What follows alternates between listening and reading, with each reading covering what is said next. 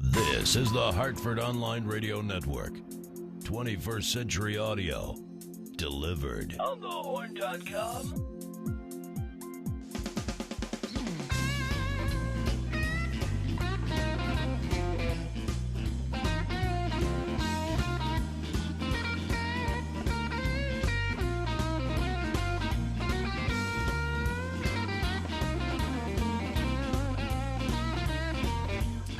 It's primary night 2012 in the state of Connecticut and across this great land of ours. I'm Brian Parker. This is On the Horn, OnTheHORN.com. Follow us on Twitter and Facebook. And check us out at OnTheHORN.com. Dave Moore is joining us here. Heath Foley is coming back for another appearance on the Horn. We have Patty McQueen. Hello, Patty. Nice to meet you. And Patrick Scully, you have known him for the rest, forever. He's everywhere. He's on TV. He's on radio. Yeah, he was the guy in your garden the other night. That's right. Patrick Scully is here. Huge election going on. A lot of neat stuff, actually, for a primary happening. Big Senate races, but I think the race that everyone's really keyed up on is the 5th District for Congress. Would you guys agree? Yeah, no doubt. Whether it's, Democrats or Republicans, we got the FBI coming in and investigating people. We got people making primaries, and then other people saying, no, I'm going to throw a bunch of money, a la Lisa Wilson Foley at this thing. President Clinton called me the other night. That was very exciting. Personally? Yeah, how was it? I'd like to think that it was personally, Patty. Yes, I think you did. But, robocalls up the yin-yang for a primary. I've never gotten so many in my life. And I try to, being in broadcasting, I try to keep a recorder right there. And I've caught a few of them. I've caught Chris Shays, I caught on a robocall, and Mark Greenberg, I caught on one. But the rest of them, sometimes you hit, sometimes you miss. But, so guys, welcome. This is going to be exciting. We're going to be here for at least 2 hours. If not, I'll keep you here all night without pay. And if you guys want to give us a call, you can certainly do that. The Skype line is open, 860-266-HORN. 266-4676, or if you want to Skype in, the Skype username is OnTheHORN 500, OnTheHORN 500. That would be great. So let's talk about. I want to talk about the 5th District because that's just darn exciting to me. Do you want to do Republicans or you want to do Democrats first? What's more fun? Yeah. I think there's more. We can fodder. go Republican first. Sure. Yeah, I think there's more fodder. Yeah. Okay. Republican. Sorry. So we have Mr. Rohraback, who he's not a completely obscure guy, but is not a huge name recognition. We talked to him when Mitt Romney was up in New Hampshire and won, and it really seemed like he was a puppy dog in heaven up there. And he got the nod, and that's terrific. But I don't. The last few days. I don't know what the polls are saying, but the last few days, it does not feel like Rohraback is in the media. It seems like a lot of other people are in the media and making a run of this, a la Lisa Wilson Foley. What's your opinion? I think one of the things you have to consider is the way he's won his state Senate district through the years. I mean, he's just blown people away. And as last time around, I think there was a Democrat. Time before that, there was a working party's candidate. Yeah. And obviously the 5th District is bigger than his state Senate seat. But his showing in that part of the district is obviously going to be telling as to whether he has a chance to win the whole thing. I also think he appeals to what I see as sort of a moderate, either way, moderate Democrat, moderate Republican part of the state, that being the 5th District. And I know Senator Rohraback very well because I worked in the legislature in the state Senate when he was there. And I always had great respect for him for taking issue by issue and not being an ideologue on either side. So he may not have, when you look at the money people have dumped in on all this, Mark Greenberg is up around $2 million of his own money. And God bless him. Yeah, and it made a headline that Rohraback put in $25,000 of his money. But, he's the party-endorsed candidate. Which percentage-wise, Rohraback may be contributing more to his campaign. It very well may be. But I think Rohraback has got an excellent chance I think pulling this so. off. But here's the other thing. This is a primary. That's right. So TV and radio really don't matter on this. What really matters is getting your vote out. And right. And what we were hearing late this afternoon is that out in some of his Senate district is where there's been the biggest turnout in the state. Oh, well, that's so important. He's This is coming this from is what he does. He knows how to do it. If he Secretary of State's office. And I think this is what we learn in primaries is how fired up is your base for each candidate, whether it's whether it's a candidate like Andrew Rohrbeck, whether it's Chris Donovan, who I'm sure we'll talk about in a minute, whether the union organizers are fired up to support his candidacy, or whether it's more the kind of the Farmington Valley Democrats that are coming out for Elizabeth Esty, or the folks supporting Dan Roberti. What we'll really see tonight is whose base is the most fired up, and if the folks out in the hinterlands and the Litchfield Hills are fired up for Andrew Rohrbeck, then I think it's going to be a big night for him. Yeah, I heard it said the other day that, well, obviously you don't need long support for a primary; you need deep support. And I heard one person say the other day, Saddam Hussein could win a primary if you got the Republican Guard to come out and vote. I mean, if you get your people to vote, you can win with a very small margin. And just keeping in mind how small those margins are going to be is really incredible. We're talking about a congressional race where 10,000 votes on the Republican side could easily win this race. Yeah. We're talking about incredibly low thresholds in terms of total number of votes. Could really put any candidate over the top. I saw on TV this morning a name that I had forgotten about. His name was Justin Bernier. Mm-hmm. Is he really in the race, or is he just still on the ticket and didn't bother to drop out?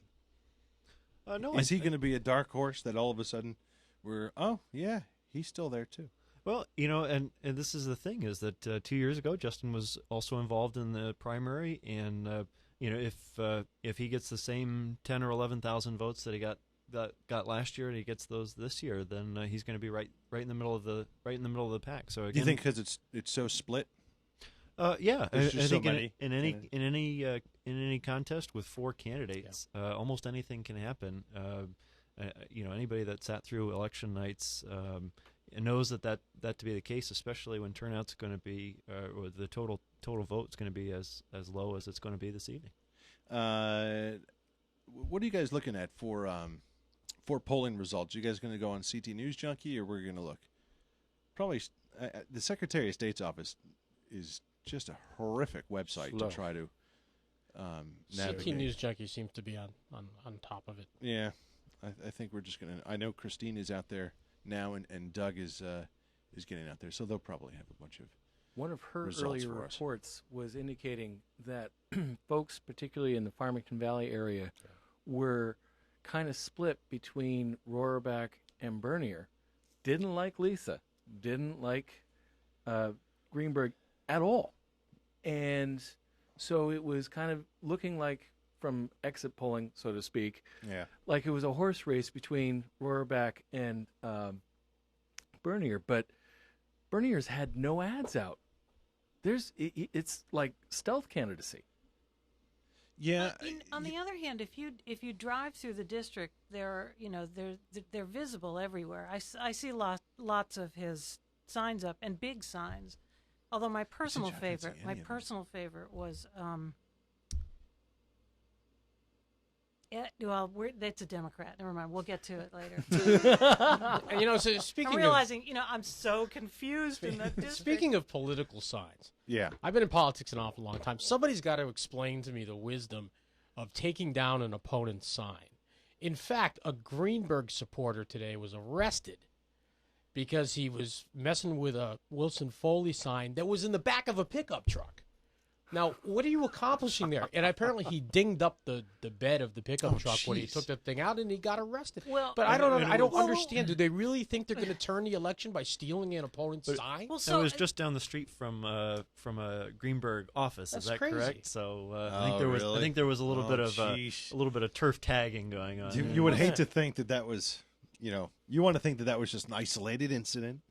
Never. And not really. Come on. Then you haven't done a campaign. Right. But, I haven't done a so campaign. I'm just going to tell the story anyway. So driving through Cheshire yesterday, there's a Dan Roberti sign, Right. and you can't tell that it's a Dan Roberti sign because there's an Elizabeth Estes sign Yeah. 1 inch away in the front and 1 inch away in the back. I said, how brilliant. Because the only thing Roberti can do is take his sign out. Yeah. They can't take hers away. It's brilliant. You mean you waste 2 signs? I wonder yes, if it's but it's brilliant. and there's no, we need regulation for that sort of thing, don't you think, Patrick? We need regulation for these signs. I don't think No. we need regulation to sign. No, but you know, need you somebody can't tell driving in the middle of the night to pull them all up. Well, you can't tell the candidate that it doesn't matter. I mean, one of the state senators that I worked with, he was telling me in his first campaign he had all his signs out there, and his opponent had all his signs out there. Yeah. Well, apparently the day before, his opponent went around and put balloons on his signs, and the senator just freaking out. I'm going to lose. They got balloons on their signs now, and I mean they're so close to it and so wrapped up into it that they can't see that ripping down somebody's sign A is not worth the possibility of being caught and completely embarrassed, and B, it's not going to make a difference. Speaking of from the marketing aspect of campaigns, I have thought of this for the last few days now.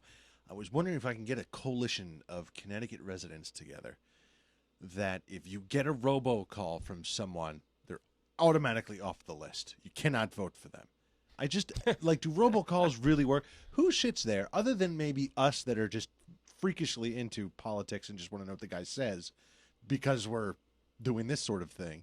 Who listens to that? Does, like, the average Joe listen to that phone call? They may not. I think, I will say that in any campaign I've ever worked on, there's always the discussion. Yeah. Who are we going to tick off if we do robocalls? And, there's always somebody that wants you to do them because they're cheap. They're easy to do. And, oh, my God, we can get Bill Clinton to make a call. Well, Bill Clinton I may not hang up on. I actually might listen to the end of that message if it's Bill Clinton. I'm not so sure I'm going to listen to Did you guys get the candidate Bill himself. Clinton phone call? I can't say I heard the Oh, Bill you Clinton probably phone did. call. I heard sad it. about I heard You it. better not have gotten the Bill Clinton phone If call. there is a chance that robocalls will work, it would be for Bill Clinton. But I also got when I listened to it, I got the impression that if you listened to it unedited, it would have started out with, "Who's this one for?" Oh, what's his name? Roberti? Okay. Roberti? 3, 2, 1. And just, okay, who's next? Because and the endorsement and the robocalls come one day before. Right. Right. It would have been a lot sure. more effective, obviously, if it was a week out or 2 Right. weeks out, and they maybe could have got a mail piece with it. Sure, or Friday or what even, have you. Yeah, and there's big business for those campaign managers, I'm sure. But I don't really know. I mean, for this stuff, yeah, probably. Like when this guy over here was running, I don't think your guy, did he even get paid? No. No. Actually, yes, he did. Oh, he did get paid by Small someone? amount. Like the small, It's like $5,000. yeah, like state senate, state rep. I don't really know if those guys actually make I any think money. I but- think you actually have to pay those folks. Yeah, they Yeah. don't. But do it's it. not Can't- like you can't Yeah. volunteer it's not like for those walking jobs into anymore. At least don't admit it. Yeah. No. Well, now that we're in the world of public financing now as well, on the state senates and the House races, et cetera. And So you can charge I'm sure Heath would have something to say about that, about the public financing aspect. But the money is there now, Yeah. and you have the money to spend. I like, well, first of all, I like the debate of public financing because depending upon the minute, I change my opinion. I am down with the argument of, hey, look, this is freedom of speech. This is my money. This is how I want to spend it. And if someone, Mark Greenberg, obviously a very well-off guy, if he wants to spend $4 million running for the seat of his own money, yeah, knock yourself out. WWE, Linda McMahon, spending tons of money of her own. God bless you. It's your money. I'm not going to tell you what to do with it. Right. But the problem comes in not you spending it, but because you're defining that as free speech, and because someone has more money, that means they have more free speech. And that's when my argument for, go ahead, spend all the money you want kind of falls in the toilet, because you can't have someone more free speech. You either have free speech or you don't, because it's not free at that point. You're purchasing that speech. Well, but I think this is the argument that I think people would make for what I think have been unfairly demonized, the super PACs, where people have anybody has the opportunity to aggregate sums of money and exercise the right to free speech. How do you counter a Linda McMahon if you don't have millions of dollars? Well, you have to find people that do have millions of dollars and are willing to make an investment in supporting your candidacy. So, I think that that's ultimately how you balance the playing field is by forcing people to be more organized and expand the amount of speech that's out there, and then we can have the debate about whether or not the debate is actually worth the money that is being invested in or not. Which I think over the course of the last couple of weeks, most Connecticut residents would probably say that it's not worth the debate since the quality of the argument has been so poor. Well, I think that the person who really is seeing this happen, the big money against him, is Chris Shays. Yes. I mean, running for the U.S. Senate, the Republican nomination, the guy's got, 18 years in Congress before he was turned out by Jim Himes. And he's got all the newspaper endorsements in the state. But then again, Linda McMahon basically flipped off the editorial boards, said, I'm not coming in to even talk to you. But he even said yesterday, this is experience versus cash.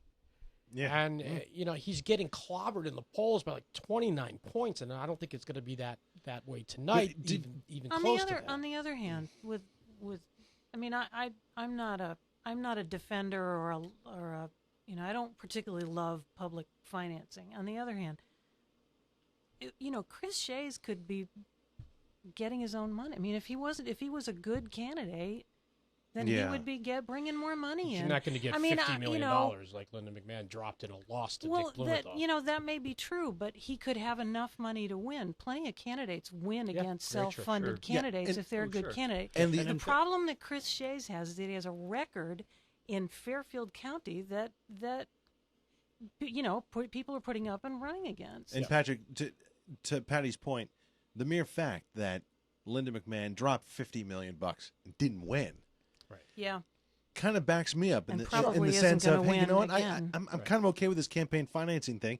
Let's set some standards, state by state, because we're all different sizes and have different populations.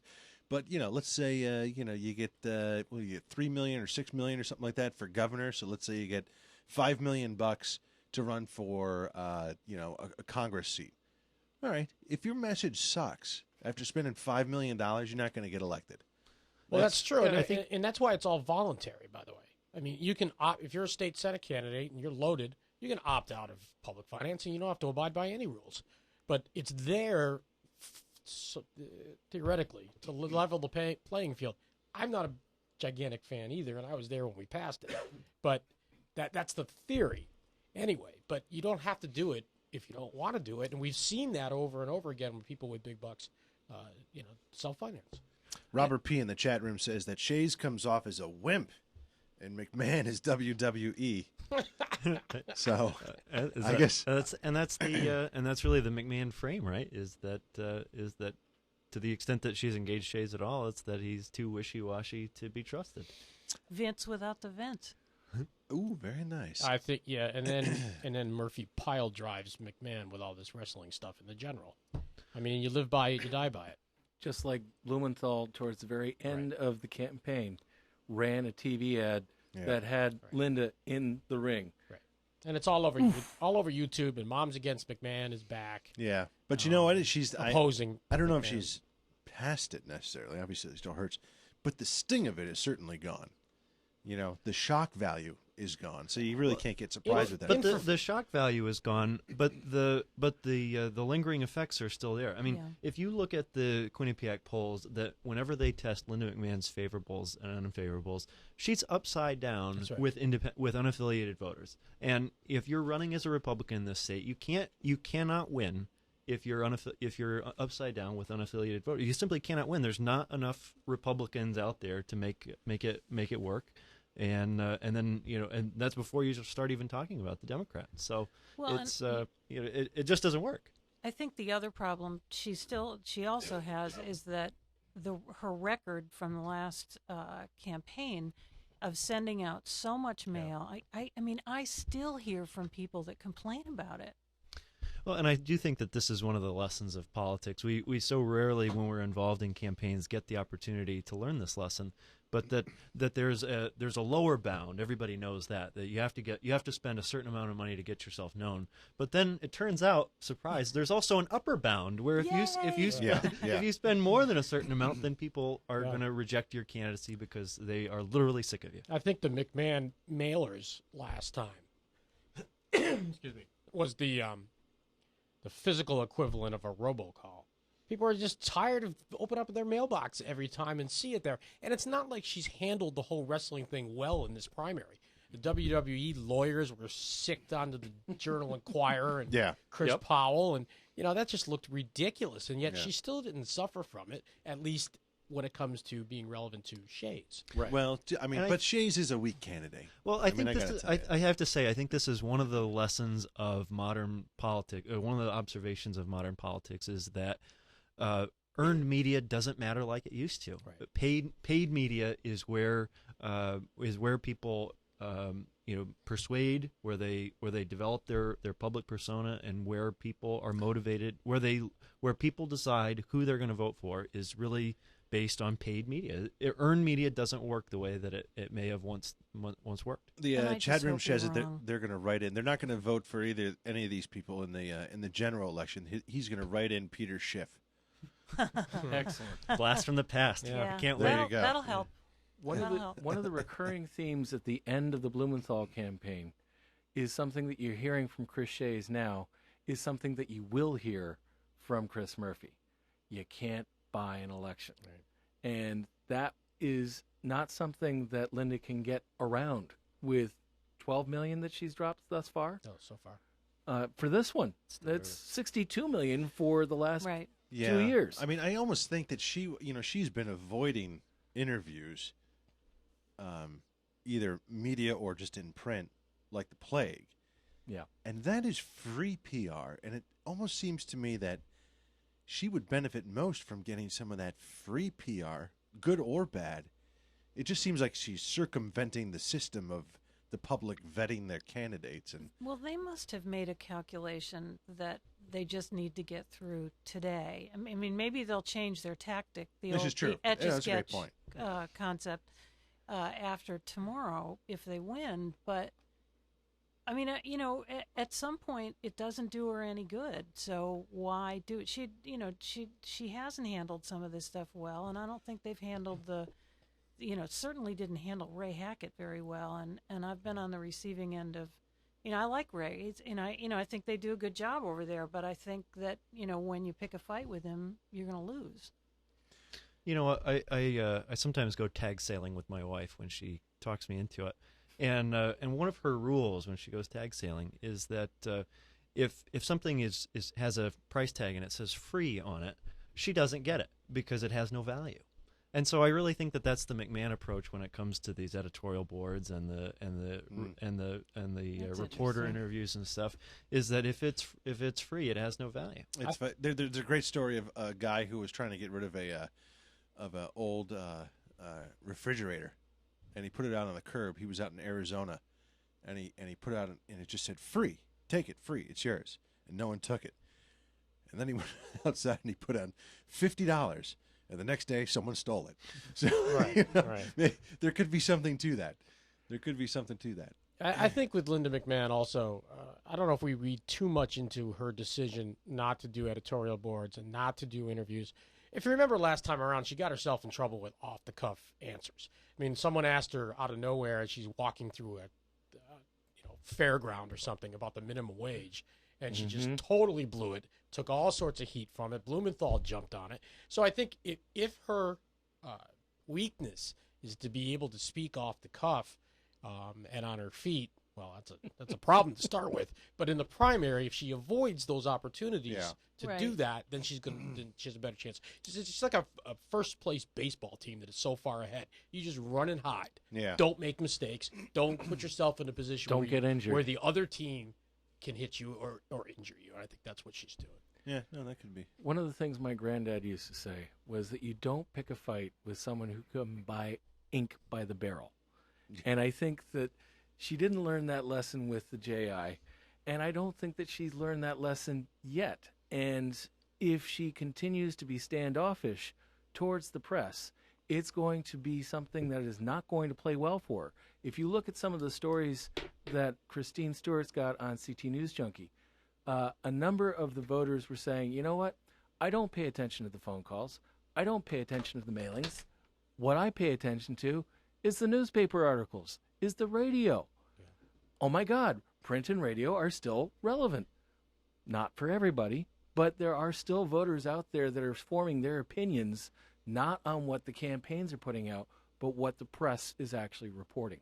I think it's shifted some, and I think that Heath is right that some of this has changed. It's certainly, I mean, clearly we don't have the political reporters in the sheer number of them that we used to do the coverage and the quality that we've all been used to.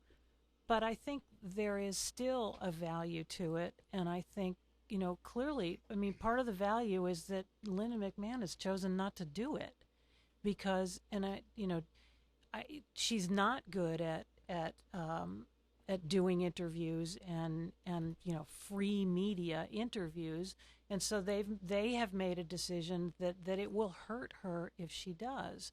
So back to the point about whether or not there's any value to that media, I think that's the good news for free media is that maybe somebody like Linda McMahon doesn't want to do it.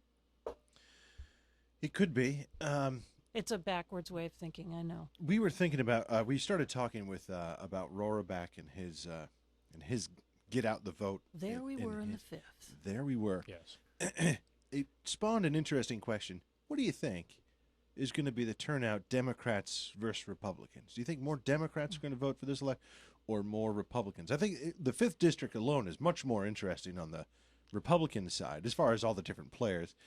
We have Donovan, who, is the guy who famously said the king of North Korea here during one of our interviews. But other than that scandal, there's really not much else going on. Well, Donovan, like a dozen times in 4 minutes, I might add. It seems to me that Donovan, and everybody knows the federal investigation and the arrests of his staffers and implication of his top staffers, talking about all this stuff involved. But even since then, they can't get out of their own way as far as campaigning.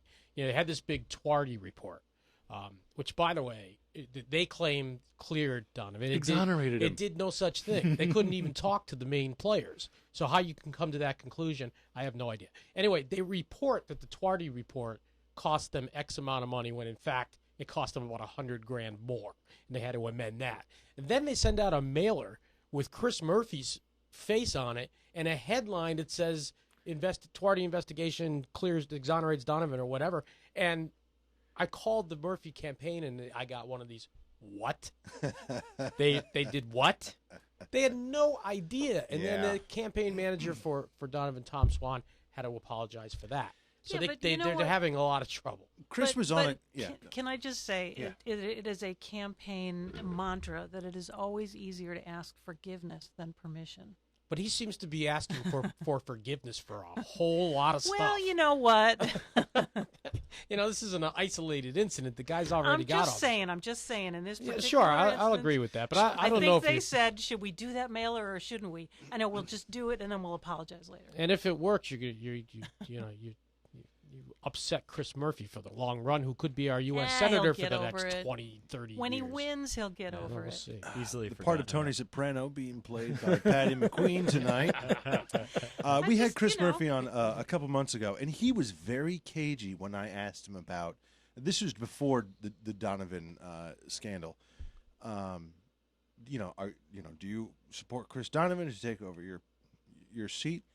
And he was very, I think there's a lot of great candidates out there. It should be a vigorous debate and and just didn't want to get boxed in with that. At one point, he actually said, "I am not going to say who I might favor." Right. And I don't think he has, right? Right. No, he never has. But he did have some positive things to say about Donovan in the beginning, and he totally walked that back even last weekend on Face the State with Dennis House. Yep. He said, well, I hope Donovan's telling the truth. He's walking away from him as fast as he can till the primary's over. Here's the problem that I have with Donovan. I am more than willing to believe that he didn't know. But that's the problem. That's the problem. Okay? How do you run a campaign for a federal office and not know what your staffers are doing? How do you run a campaign for federal office and not know who the main donators are for your campaign, particularly for large sums of money. So, someone wrote about this, and I'm thinking to myself, it may be one of you guys, I don't even know. But someone said, this is a great example of poor management. I don't think that's a big issue. I mean, good management, good leadership is you got to offload a lot of this other stuff, and so you're giving these freedoms to folks. And if he did not know, then he got bit by trusting someone that he shouldn't have trusted. It would, but he, in that case though, he would have been trusting his senior staff, both at the legislature and at the campaign. And I guess I'm almost more uncomfortable with that the senior staff was making policy recommendations and affecting the course of legislation that rather than the I'd almost be more comfortable with the speaker having influenced legislation rather than the staff. When you saw the arrest of the finance chairman of the campaign, you almost could give him a pass on that because nobody knew who he was. He was a hired gun from out of state. The guy comes in. He's supposed to raise money. He's going to do it any way he can, not tell the candidate. The other folks, Josh Nassy, when I was in the legislature as well, those guys were joined at the hip, Donovan and Nassy. And Nassy left to run the campaign until he got fired over all of this. And Laura Jordan, who I know very well and respect, they're going back and forth talking according to the FBI. And Donovan, I agree. I would say he didn't know, but that disqualifies him in my mind right there. That, and granted, not everybody's great speaking extemporaneously, but you gotta know one of the 3 communist countries left in the world isn't run by a king. And this is a person who is going to have the ability to vote on whether or not we go to war. Can you see it from here? Yeah. Korea? Yeah, no. You can see it from Meriden. That's not nice. One of the issues Poor I guy. think with that whole investigation is I still want to know where it came from. How do you get to, we'll give these guys, roll your own? What? Where did it, dropped from the sky? And I want to know. I never even knew that was an issue in the state of Connecticut. Right. And the funniest thing was, this is the governor coming up with a solution. Oh, you know what? I'm going to come up with a solution. You guys are out of business. You're not allowed to be in business anymore. Well, all right. In truth, what the legislation did was for the purpose of taxes, it recharacterized, put them in a different category, the roll your owns. Yeah. So they would be subject to more taxes and more fees and such. Right. Like other tobacco folks. Right. And I think the idea is to close loopholes and to, the state needs money and we need to collect taxes. All of that I get. What I don't get is how you get to somebody making believe he's a roll your own guy and giving money to So the actual approaching the guy hey. Well, look at here's unless a check. unless you what I want know, you to do. No, unless you know as the feds know that they're going to do it. It's entrapment. Right. So where Right. So where's the other piece of this? And I think that's a great point. Is that there is another piece. There's another shoe that must drop. Yeah. And that's the origin of this whole debate. Is at some point someone either in the it must almost certainly had to have been either in the Donovan campaign or related to Speaker Donovan, initiated some sort of contact that the FBI was able to pick up on and then exploit from there in order to carry out the sting. Right. So whatever that Right. nexus point is, we do not know yet, and that's really, I think, a disservice to the voters of the state. Going to the polls today, without all of the facts presented, all they have right now are smoking briefcases and or other there's innuendo. not that person. I think we're assuming that the feds have that there's some piece of it, but we've seen other federal investigations fall apart. So I think to not tell us where it came from has been from the beginning just this, where did this come from? We've also pleaded seen, guilty? We've seen in the past that some of arrests and investigations stem from when they're looking for something else. That's true. In other words, Giordano. a lot of the people involved, named and arrested, were from Waterbury. Shocking, I know. But maybe they were looking at some sort of corrupt activity. I mean, there was a union person involved and a lot of, roll your own people, supposedly. And maybe they're looking at something else, and this came up. I think it's more likely that somebody blew the whistle. Ray Soucy's already pleaded guilty. Not only was he arraigned, he also pled out. Okay? That was done back in July. Yeah, but okay? He's the linchpin thus far that we know about. Right. And he was very connected with the unions. I'm not saying that unions are a cesspool of corruption, but somebody was keying on him and got him to roll. So I think that's where you're going to unravel most of the mystery at this point in time, because he's the only one thus far who has pled guilty. Okay? Which means that he's turning evidence. And clearly from the affidavits, the arrest affidavits, that he seems to be the one that was wearing the wire, or having his conversation. He was sharing his conversations with the campaign and then with the FBI. I think Patty's right in that. It seems like it came from, such a minor deal. Mm-hmm. If you own or roll your own place, it's a major deal. But in the scheme of things, right, it's not that big There's a deal. lots And of why big would the deals feds at the go Capitol to this every day. extreme and this extent to arrest people on this issue? It's a mystery right now. There were 2 or 3 roll-your-own entities that were interested in helping move along this legislation. Then came the 4th. The 4th was the FBI. So they got in relatively early into the evolution. So then the question is, did the money come because the FBI was there and saying... No, hey, you already had the 3 already primed. Had they already given money? They had started funneling the money in, and that's when Soucy got turned, and that's when the 4th entity comes in. But they were not. What do you call it? Conduit. Yeah, there was bundling. Yeah, but you can. That's not illegal. It's illegal to hide the source of the actual donation, Right. which is not what illegal. they're accused of doing. I mean, that's the other part of the problem here is that just giving money to a candidate isn't illegal. Right. Yet. It's illegal to Under hide. most It's illegal to circumstances. hide your contribution. Yeah, putting it in somebody else's name is illegal. Yeah. And even if this whole investigation falls apart, nobody ever gets convicted. It still has a gigantic effect on today's election. Oh yeah. No matter what happens. And it has an effect on November too, if he gets the nod. If his people come out and push him over the top, it's going to be interesting going into November. Because he'll get clobbered with it. Because the cities are pretty much his bailiwick. Labor's his thing, yeah. Right, but most of your organized labor are going to be turning out in the cities. They vote. They come out and vote. That's right. And it's even in the, this time of August. Thinking back to when I first started in the state legislature is when they changed the primary date. So I called some of the folks I used to work with that had been there forever, and just to sort of get a refresher onto how did we end up with a primary on August 14th. And in the years leading up to the change, they thought the primary was in September. Yep. And they thought that was too close to the general for healing the wounds that inevitably come from a primary within the parties, and then time to fundraise and get their message out again.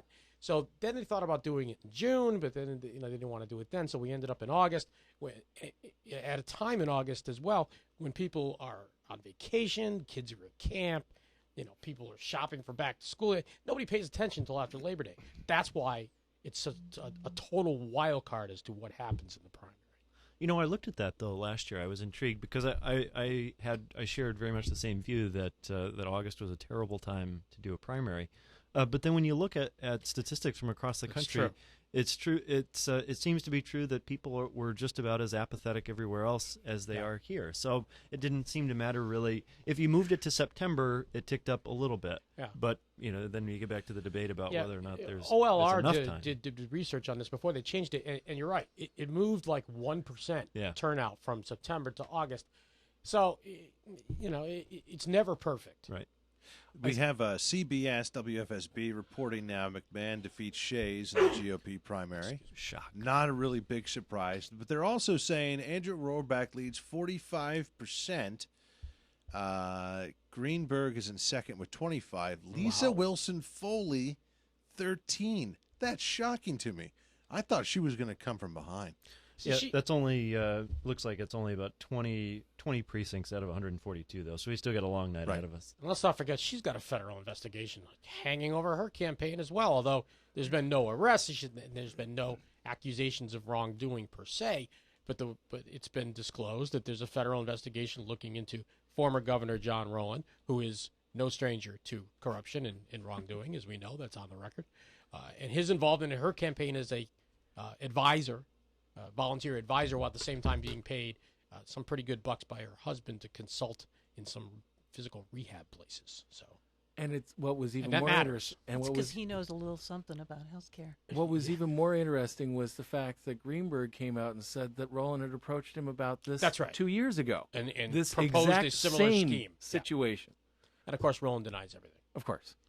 But there's no denying that he was slapping around Andrew Rohrabach on his radio show while he was advising Lisa Wilson Foley, being paid by Brian Foley. Never disclosed it to his audience, never disclosed it to anyone. And in fact, Andrew Rohrabach told me in a conversation that we had that Rowland asked him on under false pretenses and just decided to slap him around about the death penalty, and B, gave out his private cell phone number.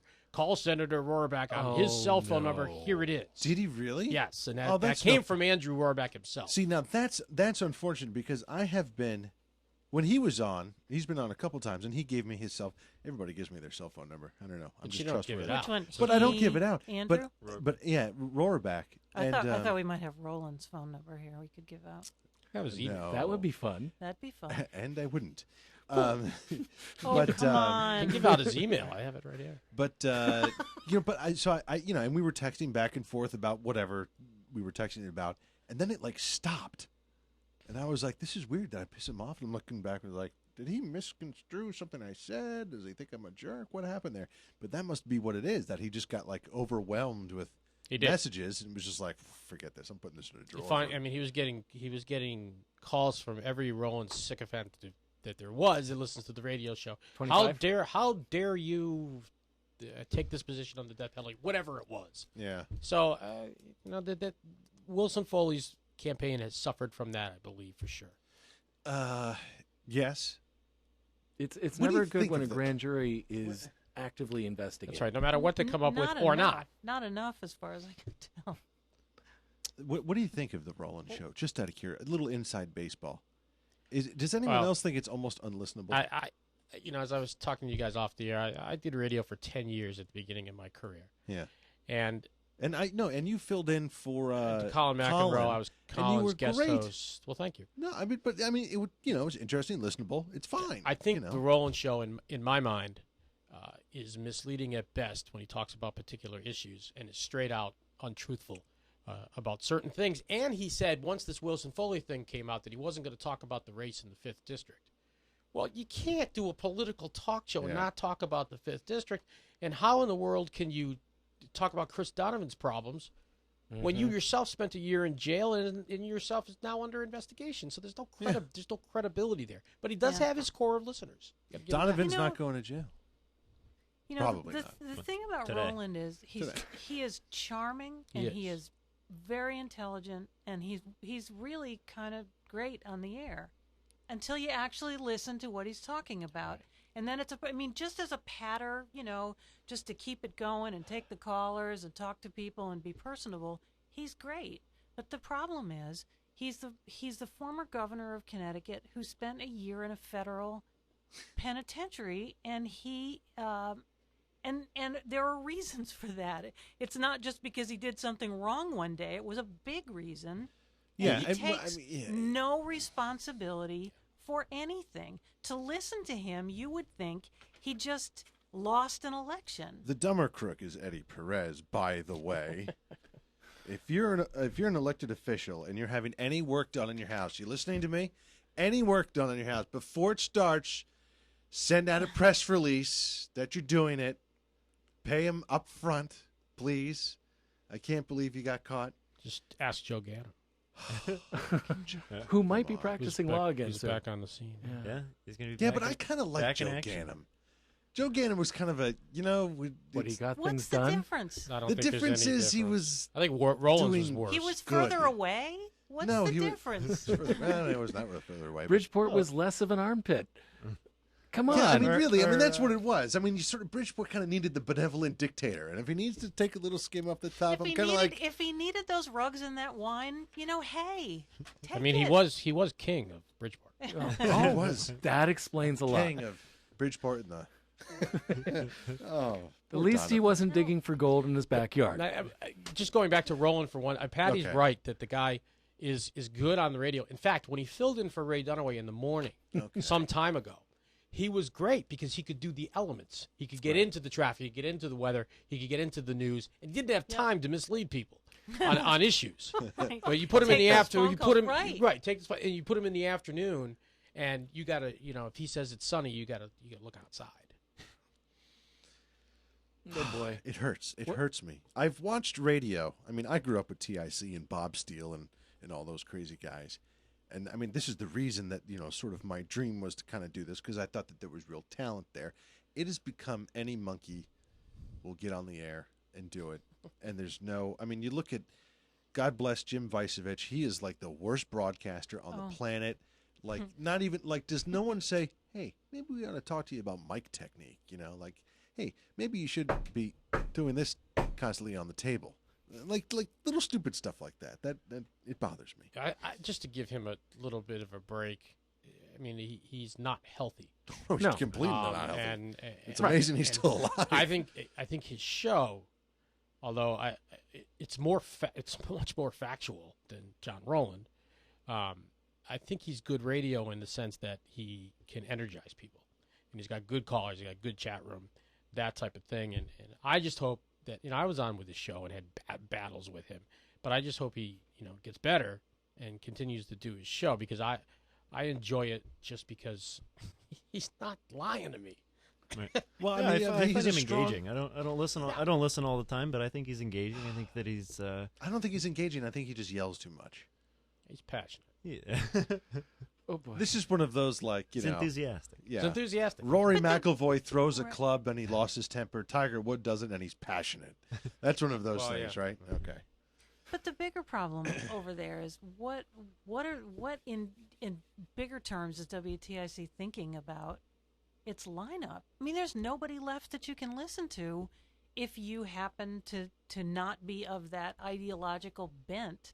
See, I don't think, because though I will admit, Ray Dunaway just seemed to, he sort of went over a line to the conservative side, and I kind of always knew that even when I was working there. But he was down the middle when he was on the air, and I'm a conservative. Well, I Diane hate- helped.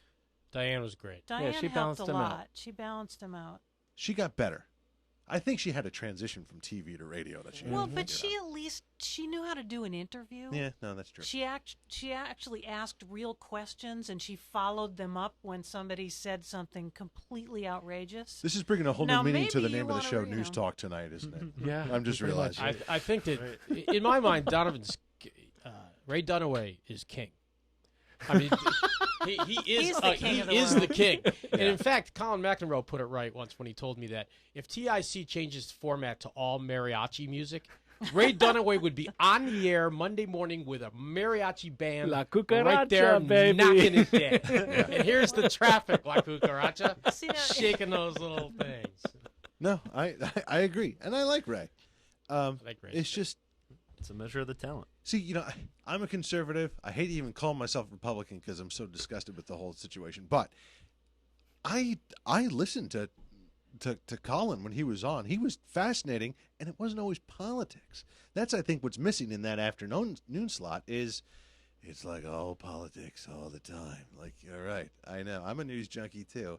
I'm a little tired of it. I would like to know about whatever, the poet laureate of the state of Connecticut or anything. Just, I don't know. It seems like they must adjust. There are no other results yet. If you guys in the chat room, there's a lot of discussion. The show within the show is the chat room here. Our chat wing admin, Evan Roberts, is in there. But if you guys want to call in, 860-266-HORN, 266-4676. that would be just fine. Here's what we're going to do. I'm going to read a quick commercial, and we're going to take a little break just so you guys can get a drink of water and go to the bathroom and all that kind of fun stuff. So why don't you guys do that, and I'll do some of the business stuff here. But we are sponsored tonight by, we really could not do this without our sponsors. So I really want you to know how much we do appreciate it out there. One of our favorite sponsors is Deepwater Seafood. Deepwater is out in Avon, right on Route 44.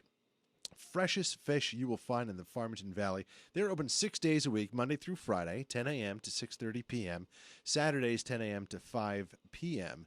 One of the best things about Deepwater, by the way, is, the fish, it's fresh. But you know why it's fresh? 3 deliveries daily. The fish that you get at 4 o'clock or 6:30 when you're driving home to pick it up, it was probably swimming, 10 hours ago.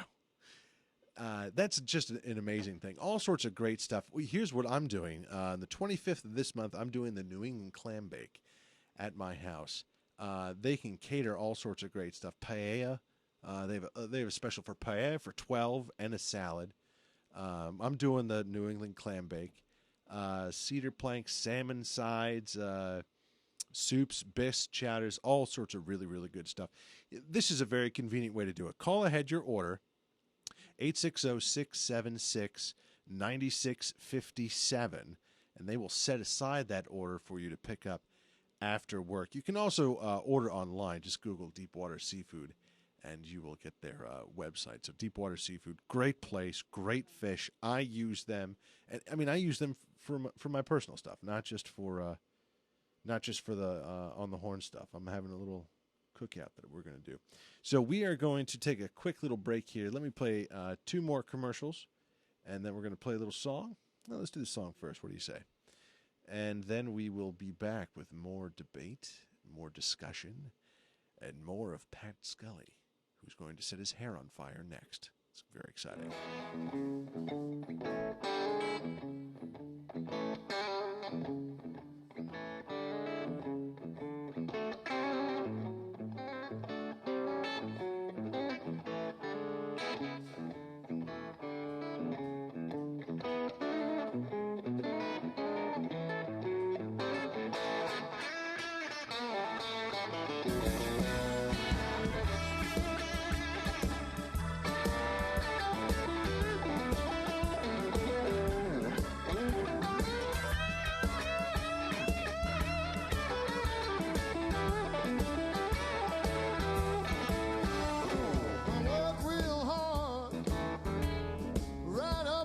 Friday, but when the weekend comes, I do it up my way. I could use just one more fun day, but I gotta get up for another blue Monday, babe. Another blue Monday. 40 hours gets me to payday. Lord, but it might be time to hit the old highway. If there's a better way, I'll find it someday. But today is today, and tomorrow's another blue Monday, babe. Another blue Monday.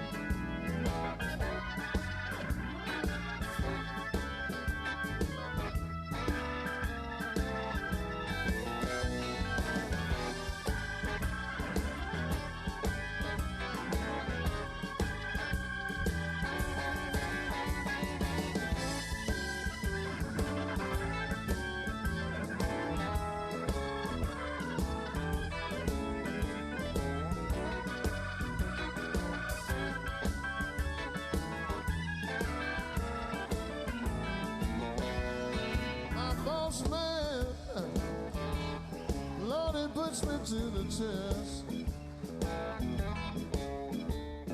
Got me walking, Lord. I sure could use a rest. I could use just one more fun day, but all I got to get up for is another blue Monday, babe. Another blue Monday. Got me walking, yeah. All right. Yeah, yeah. Another blue Monday.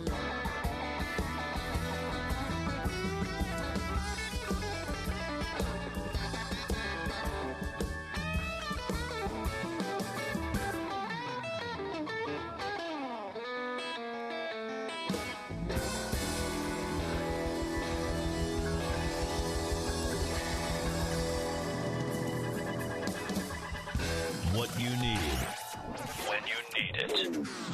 On the Horn. OnTheHORN.com. Budwitz & Meyerjack PC is a large Connecticut-based CPA firm with offices in Cheshire and Farmington, Connecticut. Large enough to handle engagements of enterprises with annual revenues in excess of $100 million, yet small enough to cater to smaller businesses and individual clients who expect personalized attention from partners and staff. Client service is the cornerstone of our practice. Our clients have a fixed fee for their audit and tax work. What this means to the client is we're approachable. Personal communication and client services make for strong relationships. Budwitz & Meyerjack, certified public accountants. Sandits Travel for business and leisure. We'll take you there. Sandits Travel has been proudly serving Connecticut since 1960. That's over 50 years. And we're ready for another 50 years of superior service. Whether you prefer to come in, call in, or log on, we invite you to explore how efficient, diverse, and fun it is to book through Sandits Travel. Save your money and your time with us. Sandits Travel. We'll take you there. And the Emmy goes to Stats Magoo. This is Mr. Magoo's first Emmy for an internet podcast. Recently, he came in second place in the Moodus County Fair Chili Cook-Off, and in 1973 was awarded the Sportsmanship Honorable Mention for 5th grade badminton. Wow, this is wow. What a shock. I'm just so overwhelmed. I don't know what to say. I mean, got so many people to thank. I mean, no, wait, I have to thank people. That was Stats Magoo. I love you, Mom. Congratulations, Stats. Coming up next, Justin Bieber sings Smells Like Teen Spirit. We'll be right back. We're here for you right now. OnTheHORN.com.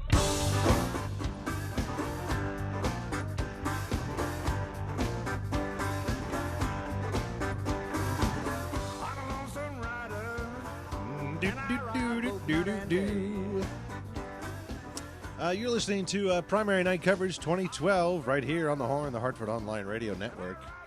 I'm Brian Parker. I own the joint. It's very exciting. Thank you all for joining us. While I have your attention, I want to tell you about something that's really cool, and it's us giving you money. It's in the form of a gift card. But we do this thing called the Black Eyed and Blues Gift Card Giveaway. One of our shows is a blues show. It's probably one of the most popular shows, too. And we call this the Feed Our Friends movement. You can score a $50 gift card to Black Eyed Sally's down in Hartford just by friending us or liking us on Facebook. You go to Facebook, you just do search OnTheHORN.com, or you can get it through our website, OnTheHORN.com. And once you like our fan page, you're in the running. What happens is each week, our content editor, Evan Roberts, will randomly pick, I think he picks about 3 or 4 of them. Is that right, Dave? 3 or 4 of them he picks every week. And he posts their names up on our wall there. And after he does that, they have until the end of that show, which is on Tuesday nights, to respond to that. And the first one of those 3 or 4 people that responds wins. It's that easy. We had someone win tonight. I think his name is Gonzalez. Now I've forgotten. But it's just a great way to, I mean, it's free. You don't have to do anything. You like us on Facebook. That's it. You're in the running. So if you like us on Facebook, you get $50. They were doing this last year, too, which is great. But they were doing $20. We didn't really know. Jay Gonzalez was the winner. Jay Gonzalez. I think he's from is he from Waterbury? Where is he from? He was telling me before. But so $20. They got such great results from that because you guys get down there, you get to sample some of the stuff, and all of a sudden you're like, hey, you know what, Blockhead Sally, this is pretty good, and you want to go back there. Yes, Jay Gonzalez from Waterbury won earlier this evening, and they upped it to $50. $50. That's real money, guys. That's real money. For a podcast to give away weekly. Yeah, that's real money. And you know what? I mean, we're not big here, and we can't use it because they don't know us down there. So we walk in to give them a gift card. They're like, I don't think so. I don't think so, Home Slice. So it gives us great joy to give those away to you guys, and we want you to continue to do that.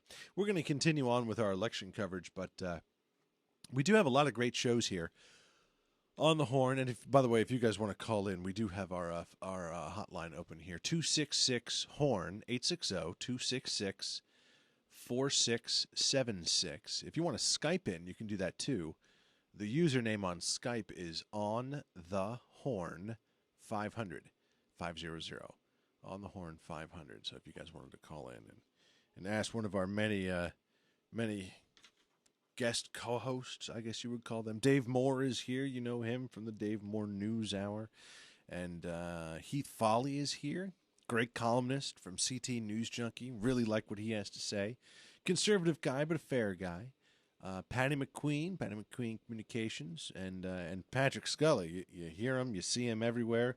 He's on TIC. He's on Channel 30. He's on Face the State with Dennis House. That's a great show, too. Have you guys ever seen that? Do you guys still watch that? Face the State with Dennis House. He's really made a great name for himself, I think. But you can certainly join us in the chat room. It's the big red button there. Weird thing I had with the chat thing, I think I logged into a different chat room. All of a sudden, these people were who I didn't know. That's always a problem. We're in the chat room, and there was no Evan. So, if Evan Robert, our moderator there, if he's not there, then I get very nervous because I don't know what the heck is going on without him. He's really the glue that holds us together. Evan is. Without him, we are screwed. Glue guy, huh? He's the glue guy. He's the glue guy. You want to go tell them that we're back on? That I'm vamping. I'm vamping here while our co-hosts come back in. Anyway, I'm very interested to see what the turnout is going to be. Democrats v. Republicans. I would bet Republicans turn out more, but you never know. There's so many different races. It's really my bias is because I think the 5th district is so damned exciting. Right. Roberti Esty, some nasty commercials going back and forth. More against Roberti, I think, but we'll ask these guys about all that good stuff.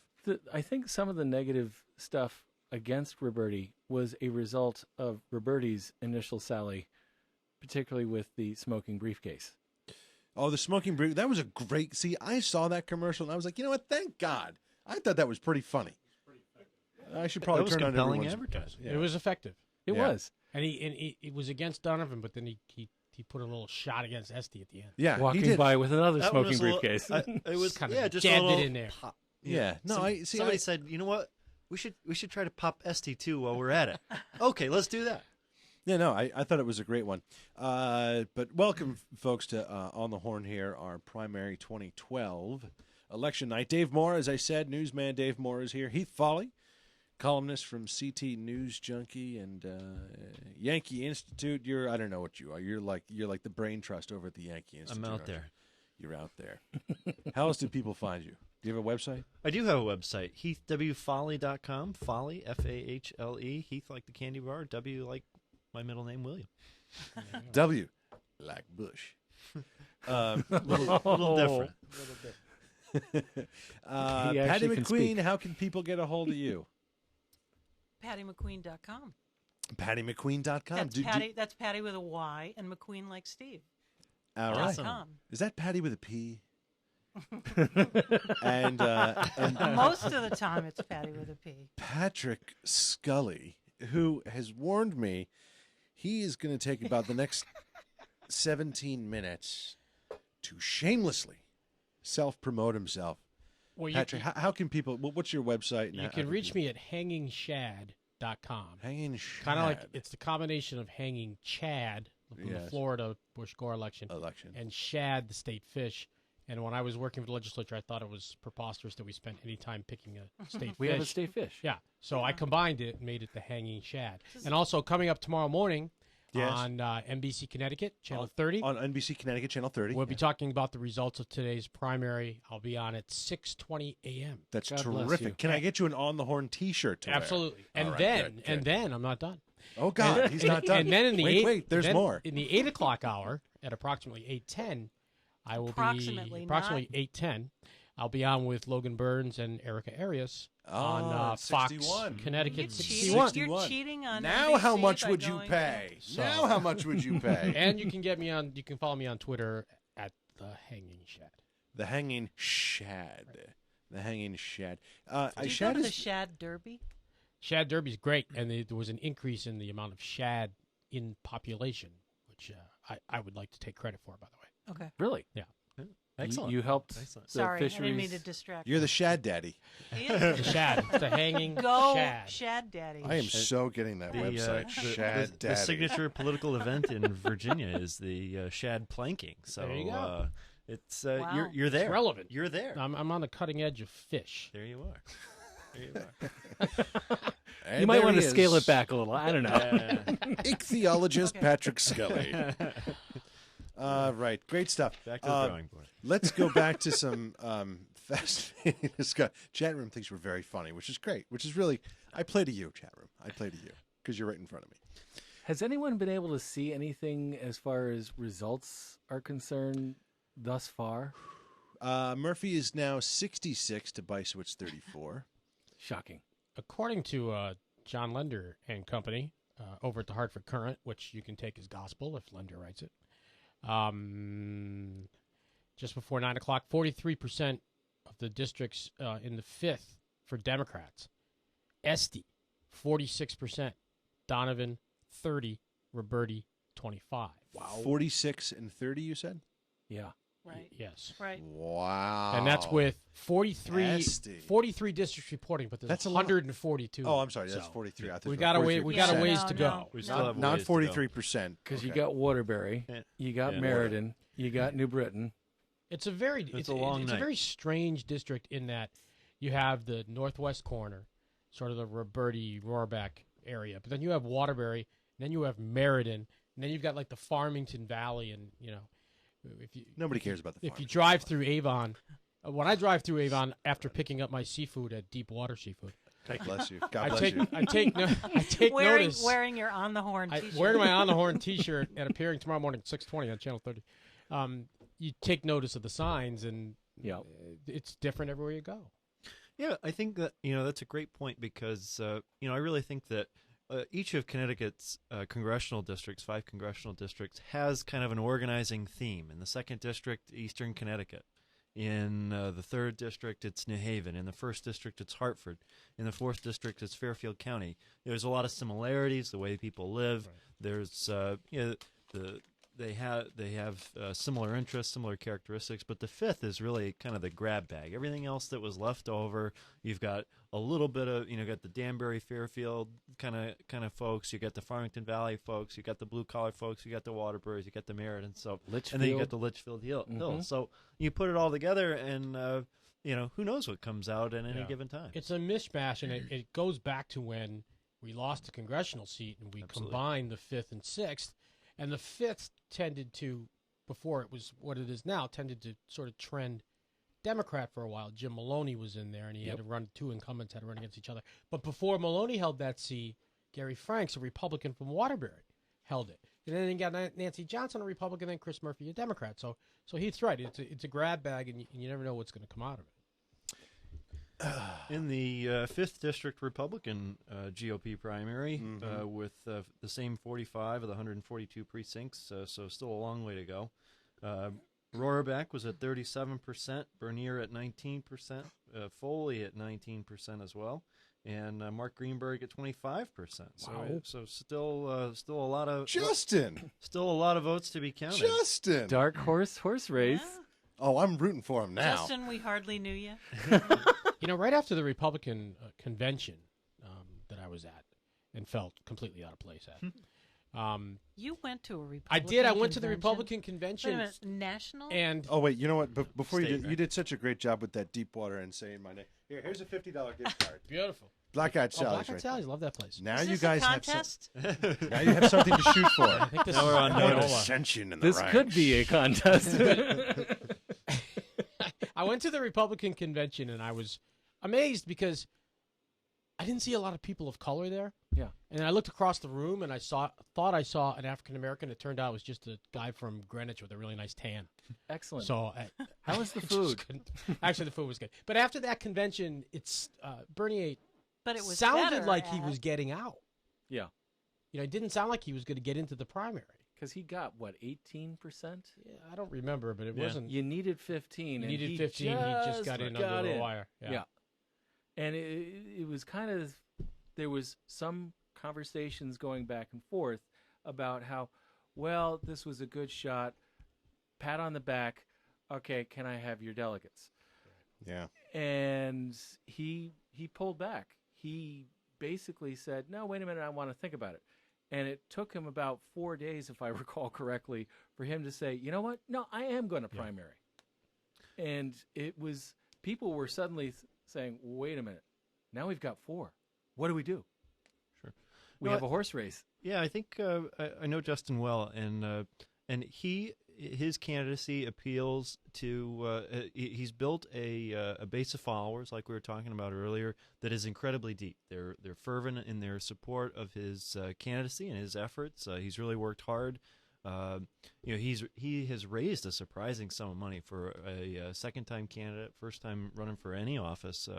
In 2010, ran for Congress and has really done well in terms of fundraising. It, really a testament to grinding it out in a lot of ways. So I think that there's a constituency out there that Justin appeals to, and it'll be interesting to see how that plays out over the course of the night. There's still a lot of districts, still a lot of precincts out there that are yet to return. But certainly at this point, it looks like there's a strong 4-way race, and so. When you get 4 candidates into any race, anything can happen. And Bernier has a great personal story. He absolutely does. Yeah, he worked in Washington for then Congressman Rob Simmons, and then joined the. He was always in the reserves, but then went to Afghanistan for a tour of duty in Afghanistan, and then came back and worked for Governor Jody Rell in her. Military department, working to improve and protect the sub base down in Groton, New London. So has a record and like I said, has really built out a respectable candidacy. What was interesting with the interview with Andrew Rohraback back during the primary stage, before the announcements of who had won that particular primary, I believe it was New Hampshire. Talking to Rohraback, it sounded like we were talking to your typical Connecticut moderate Republican. Right. And somebody who could really resonate with independence. After the announcements as to who won, he sounded like someone from the Republican National Committee. It was scary, almost schizophrenic. I didn't really think it was scary, but it was interesting to know that he did. What I'm saying, he was very though, reasonable and all that, and then all of a sudden he got like. But I think it's a tough time to be a moderate Republican. Especially but you It's have tough a to be a certain you have a certain consistency with Bernier's message that you don't have with some of the others, and I'm noting that with interest now that we're seeing results that are actually a lot more even than a lot of pundits were actually telling us even 48 hours ago. You know what I think? I think that people are. Here's my perception, at least from the Republican Party, from the conservative side, is that people got tired of voting for candidates, sending them to Washington or to Hartford, and then kind of finding out later what happened. And so I think that the real change in our politics over the last few years has been that that there's a greater emphasis and a greater focus on what a politician's principles are before they go to Hartford or to Washington, and I think that's really the change. And so with somebody like Rohraback, I think the question really is what are his principles, and I don't mean that in a hostile way. I mean it's up to Senator Rohraback to define exactly what his mission statement is, or what moves him, what how his political philosophy is grounded, and and I think that's the challenge that so-called moderates have versus somebody that's a self-described conservative, is that now you're a Connecticut Republican, which is a minority to start with, but now you also have to define yourself in terms of what are your values, what are your principles, and until you get through that conversation, it's much more difficult for people to sign up and be enthusiastic about your candidacy. Well, I think I understand what you're saying, but I think the bigger issue is, if it were just moderate Republicans and conservative Republicans, it would be one thing. But now we've got Tea Party Republicans. Right. It's not good enough to just be a conservative Republican, and I think that's the problem that Rohraback is going to have. Because, right now, the Andrew Rohraback that I know as a Democrat, as a pro-choice Democrat, I'd say, we might be able to live with this. I'd rather have him than some other folks out there. But I don't think that the congressional Republicans are going to let him stay there. I think he's going to have to move much, much further to the right if he is the candidate. I'm wondering whether, to Heath's point about being defined and standing for what you stand for, I'm wondering whether Greenberg and Bernier are not splitting the conservative vote. I'm looking at the numbers. Again, it's very early, 36% reporting. Greenberg 25, Bernier 19. And what is that? Foley at 19. 44. That would be beating Rohraback if there was only one so-called defined conservative in it. So I don't know how that's going to play it in the end, but when you have a core constituency, in this case, conservative, and Greenberg has tried to stake out the most conservative spot, and Bernier is obviously conservative, are they hurting that cause by them both being in it? No, I mean, if they were going to go in the general election, but no, this is what it is. I mean, this is the... Well, the other thing, this is a primary, though. Yeah. And we can talk all we want about, what their character and their philosophy and their positions, but it's really about, who's next door that I ask to vote for me. Yes. Sure. That's a registered Republican or a registered Democrat. I mean, and I think there are ideological things that come out. And clearly, people have their well of support, but this is all personal politics at this point, especially in a four-way race.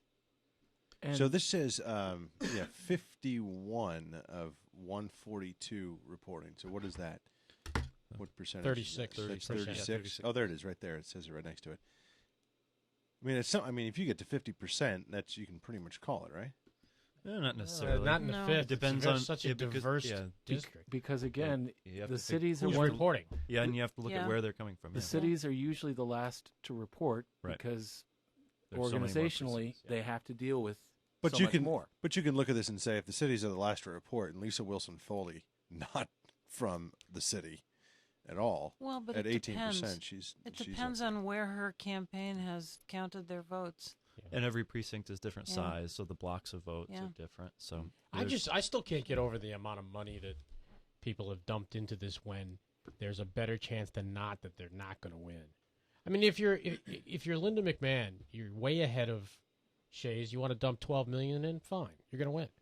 But if you're Mark Greenberg and you've got a shot, obviously, but you dump $2 million of your own money into it and then you don't win, that's got to hurt, don't you think?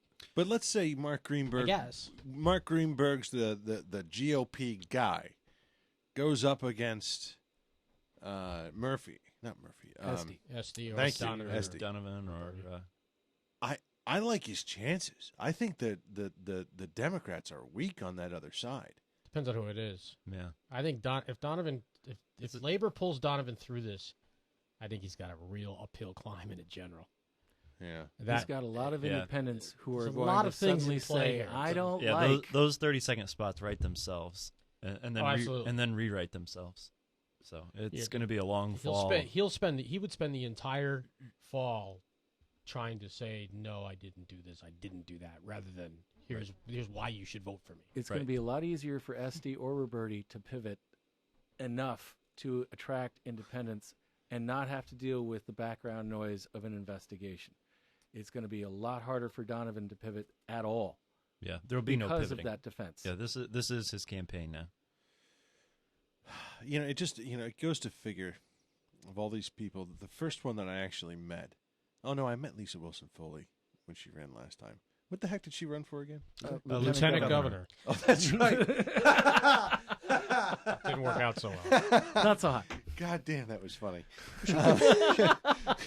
She came close, right? She was at I think it was 53-47 in the primary. So she ran a respectable race. But in that situation, it's a lot like horseshoes, hand grenades, and thermonuclear war. Close really doesn't count in an election, really, when it comes down to it, because she couldn't take that 47% for a statewide office and convert it into anything more than 18% right now for a congressional district.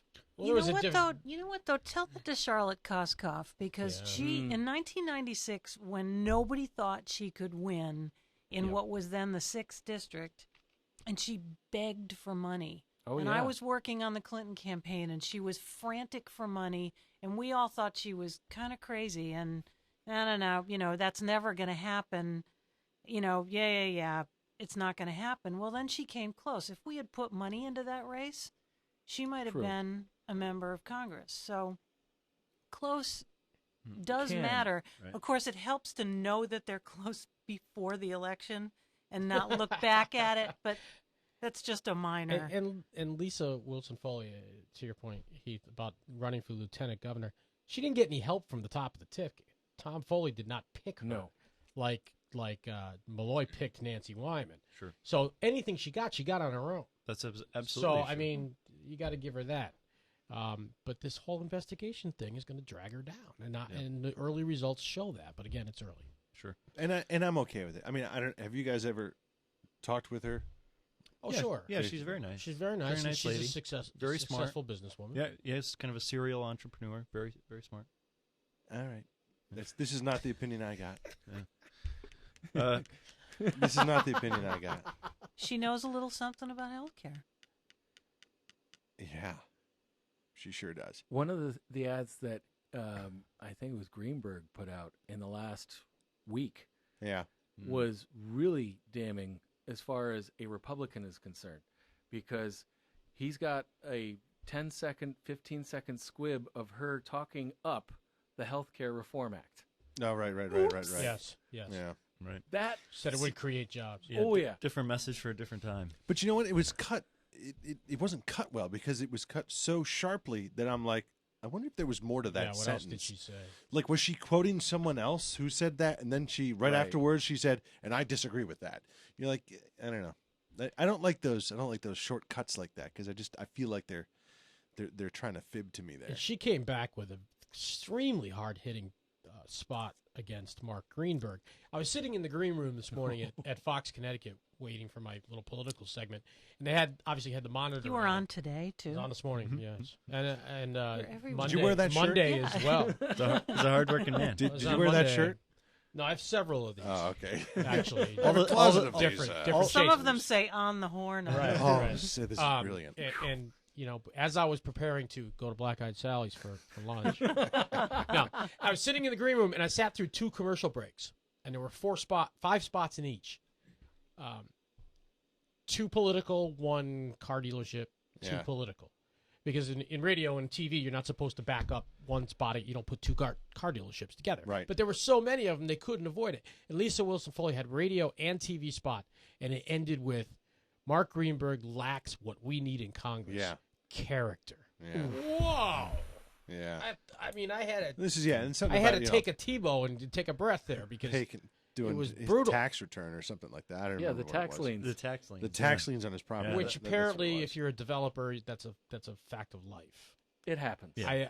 I don't know, but all I know is when And you know what? She knows that. when you developed when your land. defining Right. line is you're questioning the guy's character. Right. Wow. Yeah, that's a high and inside fastball. Yeah, especially No, when that you're was a under beanball. federal investigation. Especially. Oh, oh, I forgot about that. And so, yeah. Oh, boy. Oh, my character matters. Oh. So and just yours mattered. Oops. go, Justin. Well, I mean, I'll tell you, I mean, Rohraback is sort of, kid in the candy store, but, I like him. I think he's honest. I don't know. It's a great point, Heath, that you brought up. What kind of centers him when he gets down there in the melee and chaos and the glitz and eye candy of Washington? What happens to the Andrew Rohraback that we know? I don't know. That's a great question. That's right. Is he going to be a go along to get along guy, whatever that means? And I think he probably that will is. be, because I think he Well- seems like a jolly guy, and he does he's going to be a freshman. Well, and it's also true that in Congress, 95% of the guys down there kind of have to go along to get along because that's the nature of the beast. So Yeah. He'll tell you, Rohraback will tell you that he is a conservative, a staunch conservative. Mm-hmm. And if you look at his voting record in the Senate, state Senate, it's pretty much true. He will stray on some issues. He was sort of off the reservation on the death penalty and then sort of nuanced it to tie it to early release or something, and that turned out to be bad for him. Yeah, that was bad. whole thing. yeah, But in general, he voted with the Republicans. So, I mean, he's seen as somebody that is reasonable that you can work with if you're on the other side, Right. which you may not ascribe to maybe a Greenberg. Right. I'm not, I don't know. They have no record. Greenberg, it seems like Greenberg has a very healthy ego, and I've $2 million worth. and we have more than that, obviously, and we've talked with him before, and he wanted to listen. He actually listened better than Chris Shays. Chris Shays wanted to tell me he had a lot of one-liners. I almost got Come kind on, of annoyed. Chris Shays didn't listen. Chris Shays, everything was, what we need is 4% year-over-year GDP growth. All right, how are you going to do that, Chris? I love the people of Connecticut. What's going to happen is, he doesn't have a plan. He just has punchlines. He started in the hole to start with. I mean, his campaign manager absconded with $300 Oh, grand or geez, yeah, something. God, I forgot about So that. no wonder he had no money. I mean, the last campaign owed everybody because his campaign manager was not only not bringing anything to the table, he was stealing the silverware. Lining his pockets. He was lining his pockets. yeah, he was That's lying. exactly right. And just to finish the thought on Rohraback, Yes. he's the only one in the race that's held elective office. He's the only one that has a record True. that you can go back and Oh, look that's at. interesting, yeah. And unlike On the one, Republican side. he didn't call the Muslims a cult. Oh yeah, there's that. was a There's small that. There's difficulty. Who said that? Greenberg. Greenberg Oh. on John Dankowski's show. Yeah. He told the Did great. oh, really? Yeah. That's a bad show to Yeah. do it on. And it wasn't just once. He came back to it. You could almost hear Dankowski's jaw hit the floor. You know? could almost hear him like back up from his chair going, You don't say. You've just gone nuclear. Yes. I always wonder what it was like to be on the Titanic. Oh dear. Let me see if we have any more results here.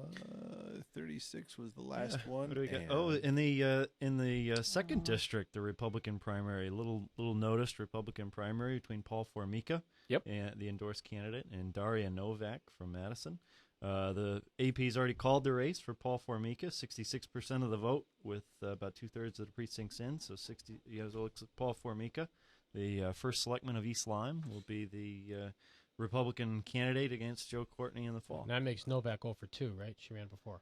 0 for 2, yeah. 0 for 2. What's the there's a race. My friend Lon, his old social studies teacher, is running for, I think it's either state senate down in Old Lyme. Indeed, absolutely. Do you know who that's that is? That's in the 33rd State Senate District. That's who's it? The state rep from down there, who is Crawford, I believe, and then the woman that used to be the Department of Aging commissioner, Edith Mary, Craig. Mary Klink from East Haddam are the two running in that race, and it'd be interesting to see what shakes out there. That's been a very very hard fought race over the course. Of course, one of the most watched state senate primaries is the Democratic primary in Bridgeport.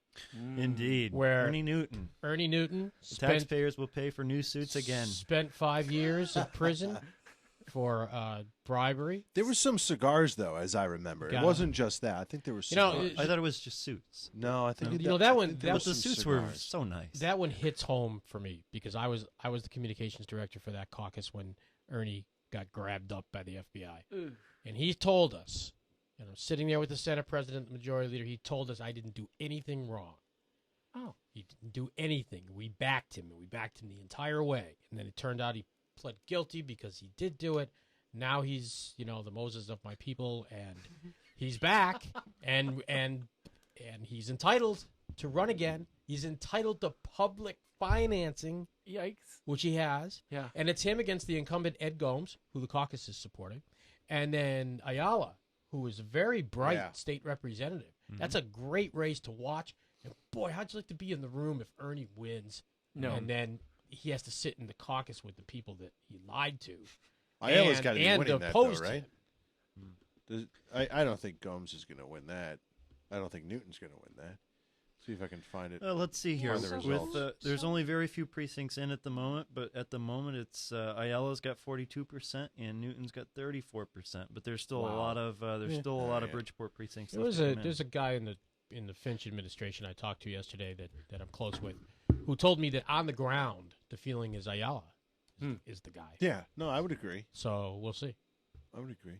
The feeling on the ground. I wonder what that must feel like, because you can't get like a lot of polling results, No, but you can get a sense of if you're there every day and you deal with elected officials and precinct captains and ward people, you sort of get a feel for how things might be breaking. Yeah, it's usually how you feel when you're working a campaign, kind of the weekend before the election. I would love to actually work a campaign just to get that experience. Yeah, just like a pitcher working the rubber, you get a kind of a sense of how it feels, and sometimes you're wrong, but most of the time your gut tells you you just got to listen to your gut, and it'll tell you the truth.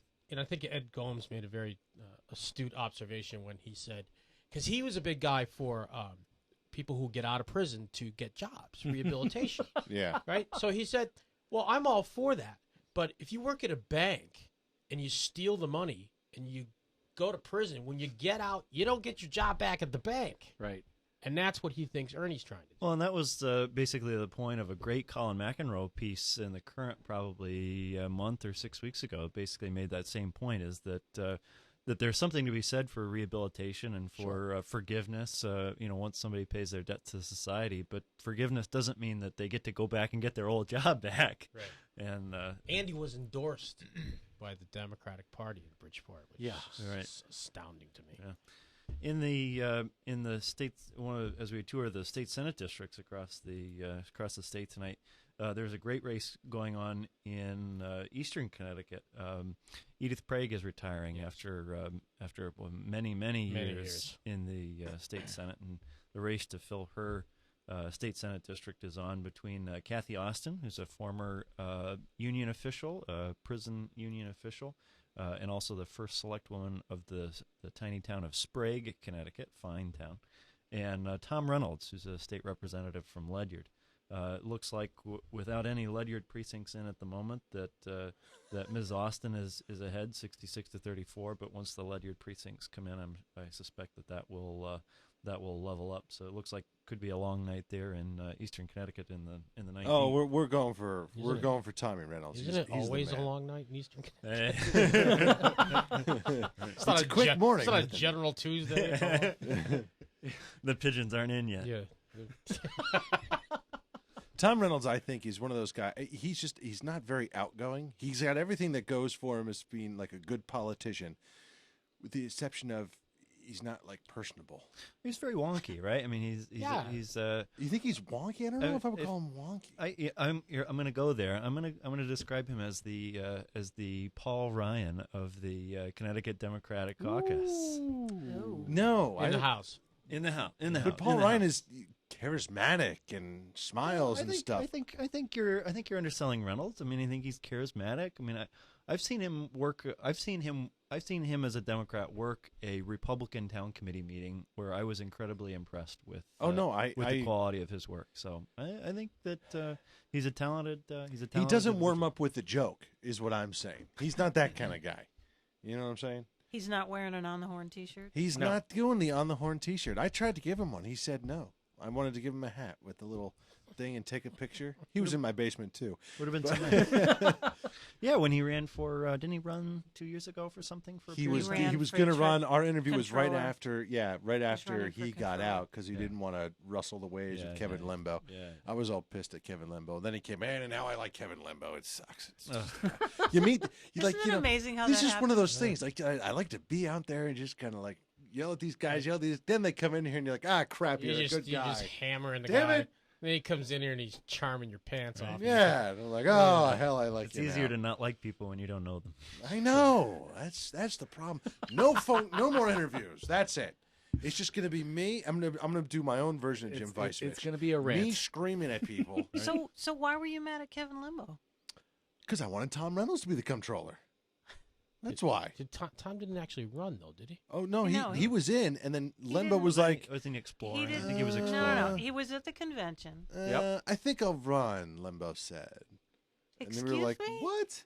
What do you mean you're going to run? What about Tommy? Our boy Tommy's going to run. Who's been putting in the time? Yeah, he's been putting in the time. He's shaking the hands. He's kissing the babies. I think Limbo's put in the time for sure. Yeah, I think Kevin. Not for the he race, had the though. experience. Yeah. But I'm saying for the election. Who needs experience? Oh, wait a minute. This is Connecticut, man. Blah, blah, wait a minute. Crunching numbers. The office basically runs itself. No, he was healthcare. No. He was healthcare advocate. Nobody. Yeah. Wait a second here. Nobody was running for controller because Nancy was in the race. When Nancy was picked by Dan Malloy, about 3 days later, Kevin Limbo announced that he was running for controller. We'll have to check the timeline. Yeah, you will. Nancy told anybody who would listen, who would be interested in that seat, that she wasn't going anywhere, that she was going to stay as controller. Oh, yeah. So there are other people that I know personally that would have gone after that seat had they known she was going to end up as lieutenant governor. So. Chat room is saying Donovan loses the 5th. Yeah. I believe he Let's see what we have. I have results for 5th. Leo Which Canty one is looks it? like he's winning too. Yeah. No, this is 99 of Republicans. 142 precincts in the Democrat primary in the 5th, and they're at 43% for Esty, 35% for Donovan, and 23% for Mr. Roberti. Roberti. Wow. You know what? I would be unhappy if I was Roberti. I think he really tried to get this. I think he tried to come in and steal it, and that number includes all of the Meriden precincts are in it. In that number. So Donovan's cooked. That's a. Now let's look though. Maybe Roberti comes in second. That doesn't include almost all of Waterbury though. So there's still a lot of action to be had in that race at this point. 99, 43 precincts. It's 70%. That's a big margin to make up in 70%. Yeah, but if you got Waterbury, those precincts are huge in Waterbury.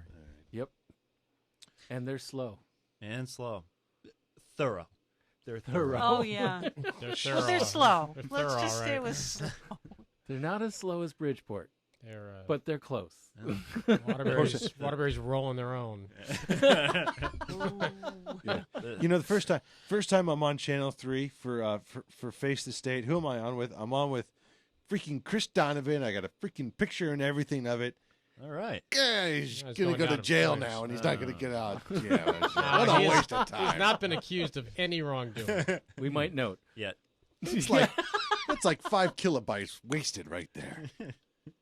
No, you know what's too bad is he had a really great. I don't know if he was the campaign guy or whatever, but this guy Gabe, who was just fantastic. Yeah. Communications. Press guy. Gabe's Gabe's a good guy. Yeah, I when I heard that stuff, I was like, oh, that's who I fell for. I fell for that guy Gabe.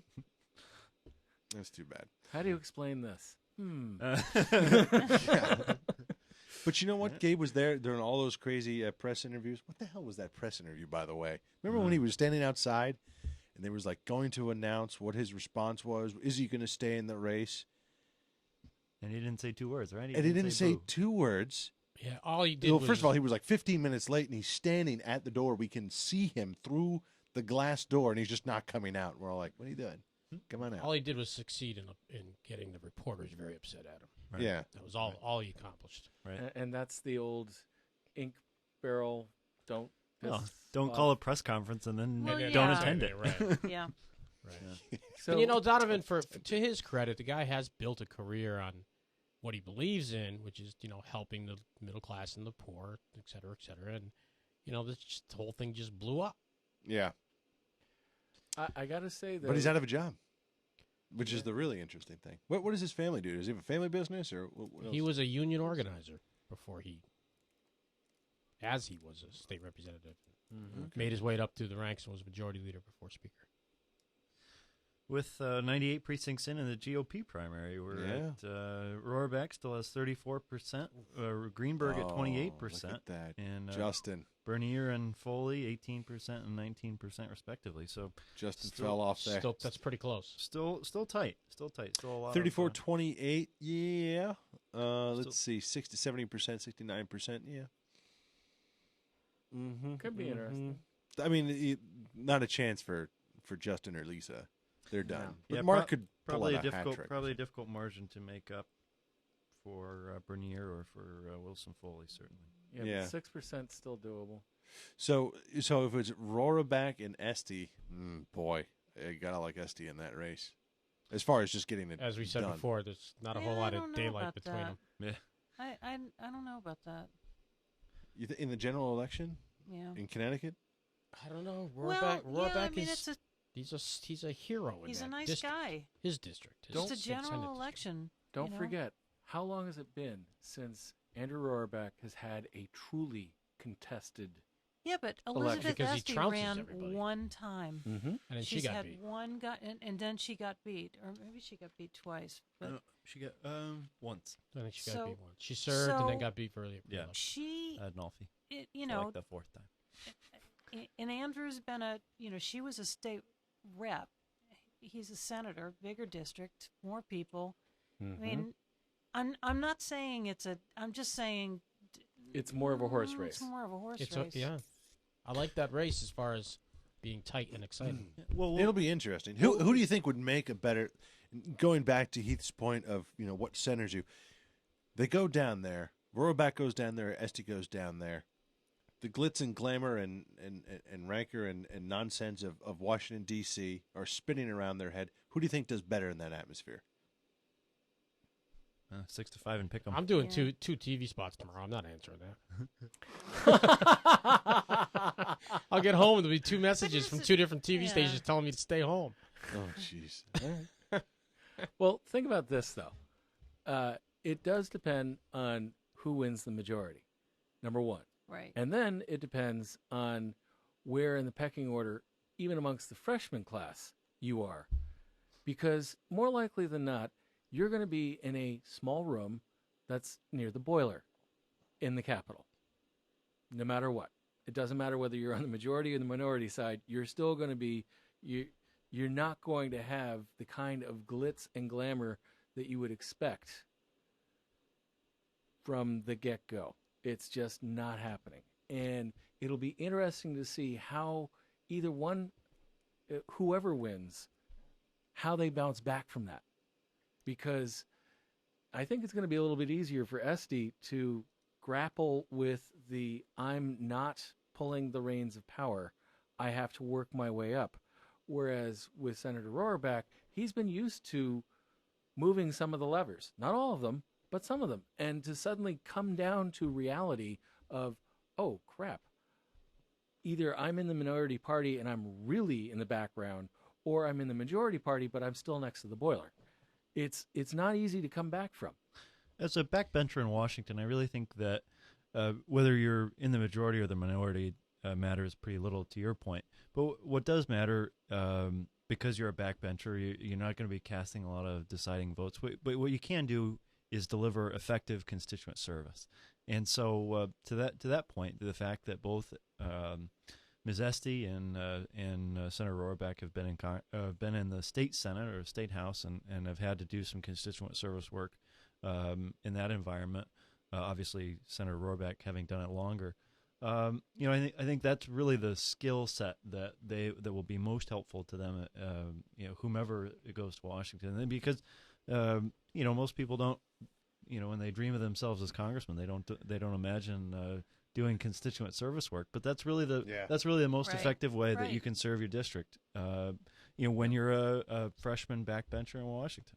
Well, and when you look at this at the 2008 campaign and the messages of hope and change, and now everyone's upset that there's not been hope and change, but you can't get them to tell you what that really means. I think there's always been hope. Well, there's always been change too, but maybe not in the way that you want it. But my point is that there are expectations on all of these folks that are completely and utterly unrealistic.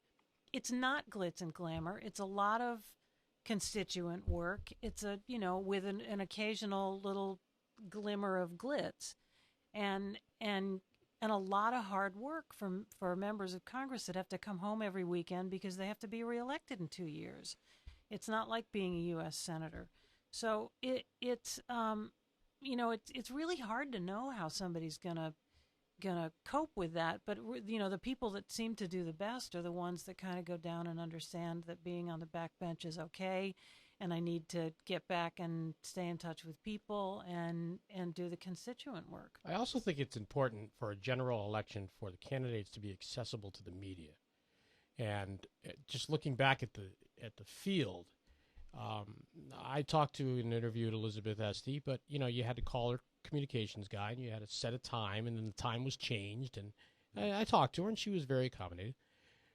Andrew Rohrbach, I call him on his cell phone, and he answers it. Yeah, it's like calling. It's like calling John your neighbor. Rowland gave you the number. It's because John Rowland put it on. That is, well, yeah, and that's nice of him. But if you call him, he answers himself, and he's got time for you. It's like calling your neighbor. And and I think that's probably true for other media folks. I mean, there's nothing wrong with having it structured. Although I will say the only candidate in this entire field that I tried to get a hold of and blew me off was Linda McMahon. That's the same with us. Years we couldn't even get. I mean, you couldn't even get them to return a call. Right. Yeah, no, absolutely no. I mean, it was weird. Run and hide strategy. The current just called the 5th congressional district race for the Republicans for Rohrbach. So how about that? And they just at the same time they just called Esty as the winner in the Democratic side. So Esty and Rohrbach. That's the matchup. Wow, very interesting. Now. I think it was going to be. I thought Donovan was going to pull this out. Quite honestly, surprised, but I don't know. You know what? I had an email exchange with Diane Smith this afternoon because CTN is doing a lot of coverage. She's on right now. Don't go there. Don't go there. But we went back and forth, and we both agreed that we thought it was going to be Esty and Rohrbach. Yeah. But with all sorts of trepidation on both sides. Remember the movie 12 O'Clock High? B-17 bomber. Last mission. They're coming back. They've got 2 engines out. They're coming to the cliffs of Dover. He doesn't know if he has enough power. He's pulling back on the stick. And one of the engines is starting to flame out. That was Donovan. And the difference was he went into the cliff. The plane did not make it. You're saying his campaign went down in flames into the side of a mountain? Pretty much. Again, that's very nice. Avon Mountain. Okay. Sure. Ooh, not a good reference, Dave. Avon Not Mountain. a good reference. Where you can get your seafood from Deepwater Seafood. All right. God of mercy, man. Come on. He's looking for another 50. I'm about to take that one back. Jen Just is down there. Donovan is being very sheepish. She's at the Murphy what do you call that? Party? Sure. Gathering? Yeah. Post-election gathering. It's Post-election now a party. Soiree. Yeah. Bad juju to Donovan call them is scoping around, but he's not talking to anyone. So that from Jen. So we have our winners in the 5th, according to the card. Nope. Chris thanked his family, and then that was that. Come on. Okay. It's That's still from early. Jen No congratulations of the. Well, it must still be early. I mean, she's texting me. I don't know what if they just called that a few minutes ago. He hasn't organized his remarks yet, so forth. So I'm sure he'll be appropriately suited in his remarks. Yeah. In a fairly poor showing as it stands now by Lisa Wilson Foley. Yeah. I'm surprised Greenberg did this well. Well, in Avon, he was really campaigning like crazy. Avon, Canton, Simsbury, he was campaigning like crazy. And I think he was really the candidate on the move here within the last week or so. I think if the election had been held next week instead of this week, I think there was talk of Greenberg pulling the upset. Crawford 55%. Interesting.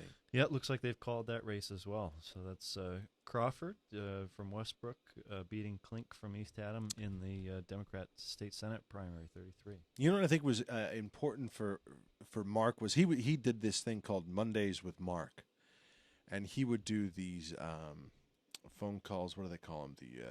The teletown hall meetings. Yeah. Cult gatherings. The cult gatherings is, I think, another word for them.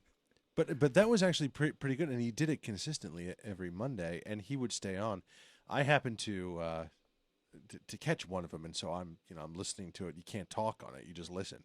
So I run down to my basement, to the basement studio, and I start recording the thing. And then eventually, he comes on. If we didn't get to your question, please, leave your name and number after whatever the beep or whatever. So I left a question. I don't remember what it was.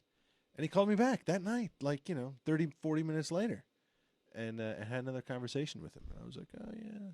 And he was actually calling for my wife. But anyway. So he's a couple $1 million lighter and not a lot to show for it. Well, no. He's got a lot of name recognition now. Well, think about that. I mean, For who knew what? Mark? Yeah, for what? That's something that I want to That's all dive name into recognition a little is. bit. Is just you got to know the name. But what do you do with it? To what end? Right. What Well, does hopefully you Susan fare better than Susan Bysowitz. I was going to say, But what in does Susan what? Bysowitz do now? Let's find something Yeah, else. exactly. Who? Susan Bysowitz? She teams up with Jarjura and runs for dog catcher. Oh my God. Yeah, she goes back to being a lawyer and goes back to being Working on that extra 5 years. They'll be back. I'll see you in hell, Jepson. Thinking about that way back. I mean, here's Susan Bysowitz, who was leading the Democratic field for governor. That included Dan Malloy. Yeah. Jumped ship when it looked like the U.S. Senate seat was going to be open, so she went to Attorney General where she could try to camp out till the Senate race came around. I honestly Until thought that she she got would booted, do the governorship and then jump. I think it was too soon to jump from the governor. The AG, who cares? You go ahead and you jump. And then she was disqualified from that, which I thought was, in my mind, an absolutely ridiculous ruling. Let the voters decide who's qualified to be Attorney General. I agree with you. And we had a big thing. There was some girl was on American Idol. It was like one of the first few seasons of American Idol, and we wanted to see who was going to last longer, Susan Bysowitz or whoever this other girl was on American Idol. The girl won. And the girl won. The American Idol. The qualification was 10 years of active practice of law, and it wasn't defined. Yeah. Right. She was a lawyer for 10 years, and I mean, let the voters decide. And the court comes in and says you have to have courtroom experience. Well, where's that written? Well, that was in the law, though. The Ryan McKean, the Connecticut law blogger that kind of broke this whole story in the first place, made the point that in the law it was written that you had to be 10 years of practice before the bar, and the court interpreted that as 10 years of practice in court. Actually, in the court. And I actually, still say let the yeah. Well, I mean, what would Bill O'Neill owned a pub and he became governor? There's no requirement but that's not there. attorney. But there but was that's no there was no legal requirement. You didn't even have to be a lawyer to be a probate judge until a couple of years ago. Oh, yeah. Well, and you shouldn't have to be because lawyers make the worst probate judges. She's a lawyer. The voters should decide whether she's qualified. Anyway, but anyway, that's her not, timeline blew up on her. But wait a minute. You can. I mean, Your Honor. Can you? You might even be able to be a judge without being a lawyer. No, you can't. You can't. Not anymore, right? Okay. You can't. I think No, if I don't know if Dan Malloy is a lawyer right now. he's but the governor. I don't know if he's the governor now. He is a If lawyer. he wasn't, I think he is. If he wasn't, because this is better for my story, and he left office, he could be appointed to a judgeship. Actually, no. Yes, You have to be a lawyer. You But do he is have a to be a lawyer. lawyer. He is a lawyer. He is a lawyer. I'm saying hypothetically. Hypothetically, if he wasn't, he could not become a judge. That's correct. That's correct. I don't think I don't know about that. Anyway, No. the whole point was that Bysowitz was office shopping. It blew up on her. Yeah. And then there was the whole nightmare of the gubernatorial election with the problems in Bridgeport, and then she makes we're declaring Malloy the winner with unofficial. Based on unofficial, it was nuts. Yeah, the state's chief election official can't make unofficial announcements. The whole thing it was downhill from when she left the Dem primary for governor. Yep. So, and she's tenacious. She doesn't give up. So who knows what's in the future? I'll give her that. Oh, how about those ads about not giving up? But I didn't understand her ads at first. I had to listen to it. She I don't know. cured breast cancer, didn't she? Yeah, that's what it was like. Some people say I shouldn't be running for this office, but Me! Oh, sorry. But we beat polio. What the hell does that have to do with you? Yeah, there's a lot of. We landed a man I on was the just moon. watching the Olympics, but now I have whiplash. There's a lot of bodies on the floor after tonight that have spent a lot of money and that are well known, and have nowhere to go. Yeah, for 2 years. So we'll see. For 2 years, but that's the $64,000 question. What is Susan Bysiewicz's next race? Practice law. In the courtroom. American Idol. No, really. I mean, she has to. No, she doesn't qualify as a judge. Well, and here's kind of an interesting point. The last probably 2 or 3 years of 4 years of Connecticut politics have really seen this sea change, where we had this incredible stability in the governor's office, in the states, in the U.S. Senate, in the both seats in the U.S. Senate. Yeah. And all of these, particularly on the Democratic side, candidates were kind of lined up like jets on the tarmac at JFK, waiting to take off. And now that whole that's all kind of blown up. And now there's going to be two relatively new U.S. senators, a governor that doesn't appear to be going anywhere anytime soon, and all the constitutional offices are taken. So now if you're a young upcoming Democratic legislator, where do you go? What do you do? Speakership. I would speakership. I would probably. I would have to disagree on Malloy. I think he runs again. He wins. If he even gets that far, he's going national. I mean, he's taking all these. It's just a matter of when. Yes. And don't think for a minute that people are not lining up like jets on the tarmac to fill the governorship. People are already looking and also at that. Giving Dan a push. When Malloy leaves to become secretary of whatever in the Obama cabinet, there are already people staking out their positions to try to go with that. Yeah. So there's still more to come. You're absolutely right. How many states have 2 open U.S. Senate seats in 2 years? Absolutely, that's crazy. Yeah, absolutely. Well, how many states have senators like we had? My goodness. This Murphy on the is seniority chart, we must have gone from almost at the top to virtually seniority. At the bottom, right? Yeah. Oh, yeah. Seniority. Yeah. I mean, low rank. Boiler room. the guys at Pratt senator. and EB must be wringing their hands. Yeah, we're screwed. The sub base is going to Virginia. Speaking of that, though, did anybody see John Larson is now advertising today? He had a whole bunch of ad buys on. It's on my blog. Yeah, He has. Go, John. Go. Yeah, John Henry Decker, the Republican nominee, is a very nice guy, but he's raised $18,000. I'm a little surprised that I think this is more or less a do-over from 2 years ago, where they had that poll come out towards the end, and everybody said Larson, he's out of touch, he's gone Washington on us. So I think this is John Larson making sure that people know he hasn't gone Washington. But he's got the money to spend, so Does he gotta do something? Yeah, I don't know. I mean, the most interesting thing that's happened with the John Larson race is when Ken Kraski ran against him. That's with that district, Larson's there as long as he wants to be there. I think you're right. Unless this just in from Jen Just, our on-the-scene reporter, unofficially, by the way, because she's actually working the campaign. But Murphy says this election can't and will not be bought. There is no substitute for hard work, and we have the next 85 days to prove it, says Murphy. Well, we knew that's where he was going, and he went there right away. Yeah.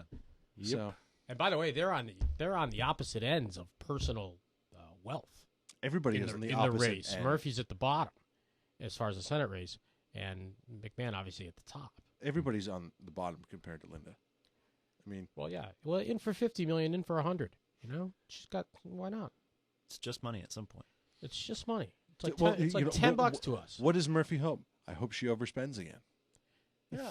No. I mean, she's already she's upside down with unaffiliated voters today. Like, what can once you make a first impression with somebody, what can be done to change that? I mean, if Linda McMahon comes out with an ad that says she cured cancer. I mean, you know, other than that, she she does a Cory Booker and rescues somebody from a burning building. Other than that, you know, it's very difficult for me to see. Mistaken for Lassie. Yeah. It's very difficult for me to see how she changes the fact that, you know, that 98% of the voting public in Connecticut has made up their mind on her, and the majority of them don't like her. I don't see how she makes the math work.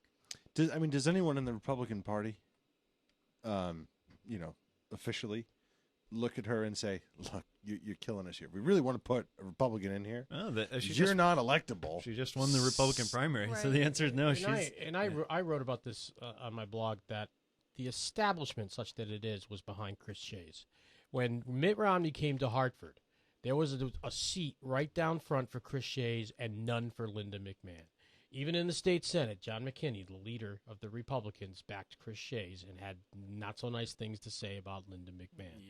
Yep. Everywhere you turned, if it was a sort of an establishment Republican, they were behind Shays. So how did she win? Because 2 years ago, she spent $50 million to put this ground game together, got her name into the town committees. Name recognition? Just grew it from stop sending a mailer every day, and just built on that. Yeah, she crushed him, though. She was I keep going back to this. There was a poll done by Quinnipiac in September a year ago, and Linda McMahon was at 70% favorability amongst Republicans, and she was upside down with unaffiliated voters and getting killed amongst Democrats, as you might imagine. And you can't win with that. Well, not only can you not win you cannot win a general with that, right, but you can't lose a primary with that either. So this has been the conundrum of the race the whole time, and nothing has changed from the day she announced her repeat candidacy to today, except that now she is the nominee. Well, and just exchanged Rob Simmons for Chris Shays. I mean, they were both candidates that the party believed were better qualified, that the party leaders backed, and yet that's a juggernaut. It's a little hard to go up against that kind of money and a self-funded candidate. As the 1960s Senate Minority Leader, Senator Everett Dirksen once said, "$1 million here, $1 million there, and pretty soon you're talking about real money." Yeah, and that's what you're either going to have candidates who are able to self-fund or who are going to tap into super PACs. That's the only way that we are going to see. I mean, that's how Citizens United is going to change the landscape. And Murphy has already started. Well, he hasn't started. A super PAC has been started to support Murphy. Oh yeah, and right now he's raising all his money. He doesn't have personal wealth. I don't know whether that works for him, against him in the long run, but can't be accused of buying the seat. That's for sure. No. Well, I mean, what do you think he's gonna raise and spend? $10 million? That's really hard to say. Yeah, I don't know what he's raised. Like, he's not going to spend $30-40 million. No. There's no way that's going to happen. No way. So, I don't think how is he going to do it? No. He's going to do it with a better message. And a super PAC that spends a lot of money on TV. Yeah, I mean, combined, if they spend $10 or $12 million, they're going to be, Blumenthal's, Linda McMahon spent $51 million last time. Blumenthal spent, I think, $9 million. Yeah. So, you don't have to win the arms race. You just have to beat her. And I think McMahon's challenge is that Chris Murphy is a great campaigner. Whether you would agree with his views or not, he's great on the stump. He's great in debates, and he runs and he's still young, vibrant. No missteps. No, you can't point to one thing that he bumbled in this campaign. Now, who knows what happens from here? But I mean, the guy's good. He doesn't make mistakes. Chris Murphy, vote for me. I'm the only candidate not being investigated. Hey, I don't have to remove my shoe from my mouth. That is. Anyways, the other thing too is he's got a great ground game. Everything's already organized. He's got organized labor behind him. He's got the party behind him. So he doesn't have to pivot a whole lot. Linda's got to pivot a real lot in order to be able to reach out to the independents, and nobody's going to believe her when she does, if she does. And pretty remarkably here, Murphy, even though a contested Democrat primary, is going to win tonight with roughly 66% of the vote. I mean, that's it's not That's like a whomping. It's not like he has significant fissures in the Democratic Party that he has to patch up. Yeah, they'll have the unity rally in the next couple of days, and there'll be some mending of fences. But really, I mean, he has a unified Democratic Party to go against Linda McMahon. Well funded. She's gonna come out of tonight with 76% of the vote in the Republican primary, which is just incredible. But it is going to be a very good race. I mean, I think it's going to be a race to watch, certainly. You see, I don't know. I'm remembering the what's the guy from Greenwich, Ned Lamont versus Lieberman and the fractured Democrat Party. That some of the Republicans are going to vote for Lieberman in that case, and not all the Democrats are going to vote for Ned Lamont. And that goes to Heath's point that you can't win a general election without an affiliate and maybe tapping into the other party. I mean, Ned Lamont won nothing. I mean, he got beat in that race. He got beat for governor. He's self-funded to major bucks. Yeah, he was a one-trick pony in that primary against Lieberman, and that was the war. And then as soon as that sort of was not the centerpiece, Lieberman got the unaffiliated and basically stomped on Lamont. Yeah, I agree. Closing thoughts here. It's almost 10-10. 10-10 wins, but that's a blast from the past. Sometimes it loses. 10-10 wins. Dan Roberti, too bad, buddy. Great commercial, best commercial I think of the campaign. The smoking briefcase. Yeah, the last one I wasn't impressed with. Last one looked like he was wounded. He did. It looked like he was in pain. Looked like he was a Sherpa. If you watch it without the sound, right? It looks like he was in pain. Yeah. Not quite wincing, but close. Yeah, very close. Yeah. Here's the problem with that last commercial of his. He was mentioning about. He starts off by saying, "That's not me. I've spent my days." Was it like building a soup kitchen, running a homeless shelter, running a homeless shelter, and all this kind of stuff, right? And then and then later we find out that he's contributed like $2 million to charity last year. I'm like, really? Running a home shelter? And the current challenged that his bio basically, his resume, right? Like, wow, I didn't know there was such money in the homeless shelter. He worked at the homeless shelter. He was a volunteer at the homeless shelter. He actually ran it on a couple of weekends. A couple of weekends, right. Yeah. He was actually homeless himself and stayed there. No, no, absolutely not. He took a few of the of the free meals from the homeless shelter. What else do we want to say? Esty, hey, good luck. I think you had actually called it that Esty. I didn't think Esty had a chance in heck. But I think you called it, Dave, a few months ago. Yep. And Rohraback. Rohraback's going to do it. Mark Greenberg. I don't think that's a terrible showing. I think that's pretty good. Name recognition. He gets it out there. Good. His numbers are surprisingly good, actually. Yeah, but he had hoof and mouth disease, and that's not easy to recover from. I didn't even know about the but cult if he thing. hadn't, and if he hadn't, it. what would his numbers be? Is what you have to wonder. Right. It would have been a lot closer. This is the 2012 primary night. We do it every 2 years. See you next time. See you next 2 years. No, actually, we're going to schedule something for the general election, and we're probably going to take a little bit more than 36 hours to do it, which would be nice.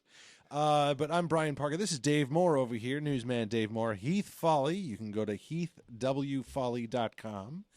Patty McQueen is at pattymcqueen.com. That's Patty with a Y, a P, and McQueen like Steve. And Patrick Scully is at hangingshad.com. Great stuff, and he's going to be everywhere in the media tomorrow. Right. All you need to do is turn on a device, and he'll be there. If you're running an old Michael Caine movie, I'll be in that. Now, really? I'll be on in the 6 o'clock hour tomorrow morning on NBC 30, and in the 8 o'clock hour on Fox Connecticut 61. Terrific. Tune in if you can. I think I just might. What is tomorrow? Tomorrow's Wednesday? Wednesday. Yeah. How can I record that and make a spoof of it? That's my question. Sometimes it's a spoof itself. So yeah, that could be. Just straight record it. All right. Hey, thank you very much. That was great. That was a lot of fun. I do appreciate it, guys. Thanks for having us. And thanks you guys, chat room. That was hysterical. You guys are great. Thanks for giving me some of the results, because it took me a little extra time to figure out where the current website is. I never know whether they go to current.com or CT Now. But great job, guys. We're going to let you guys go, and we will see you next week, Tuesday night, 5 o'clock. Open for business starts. We'll see you then. Bye-bye.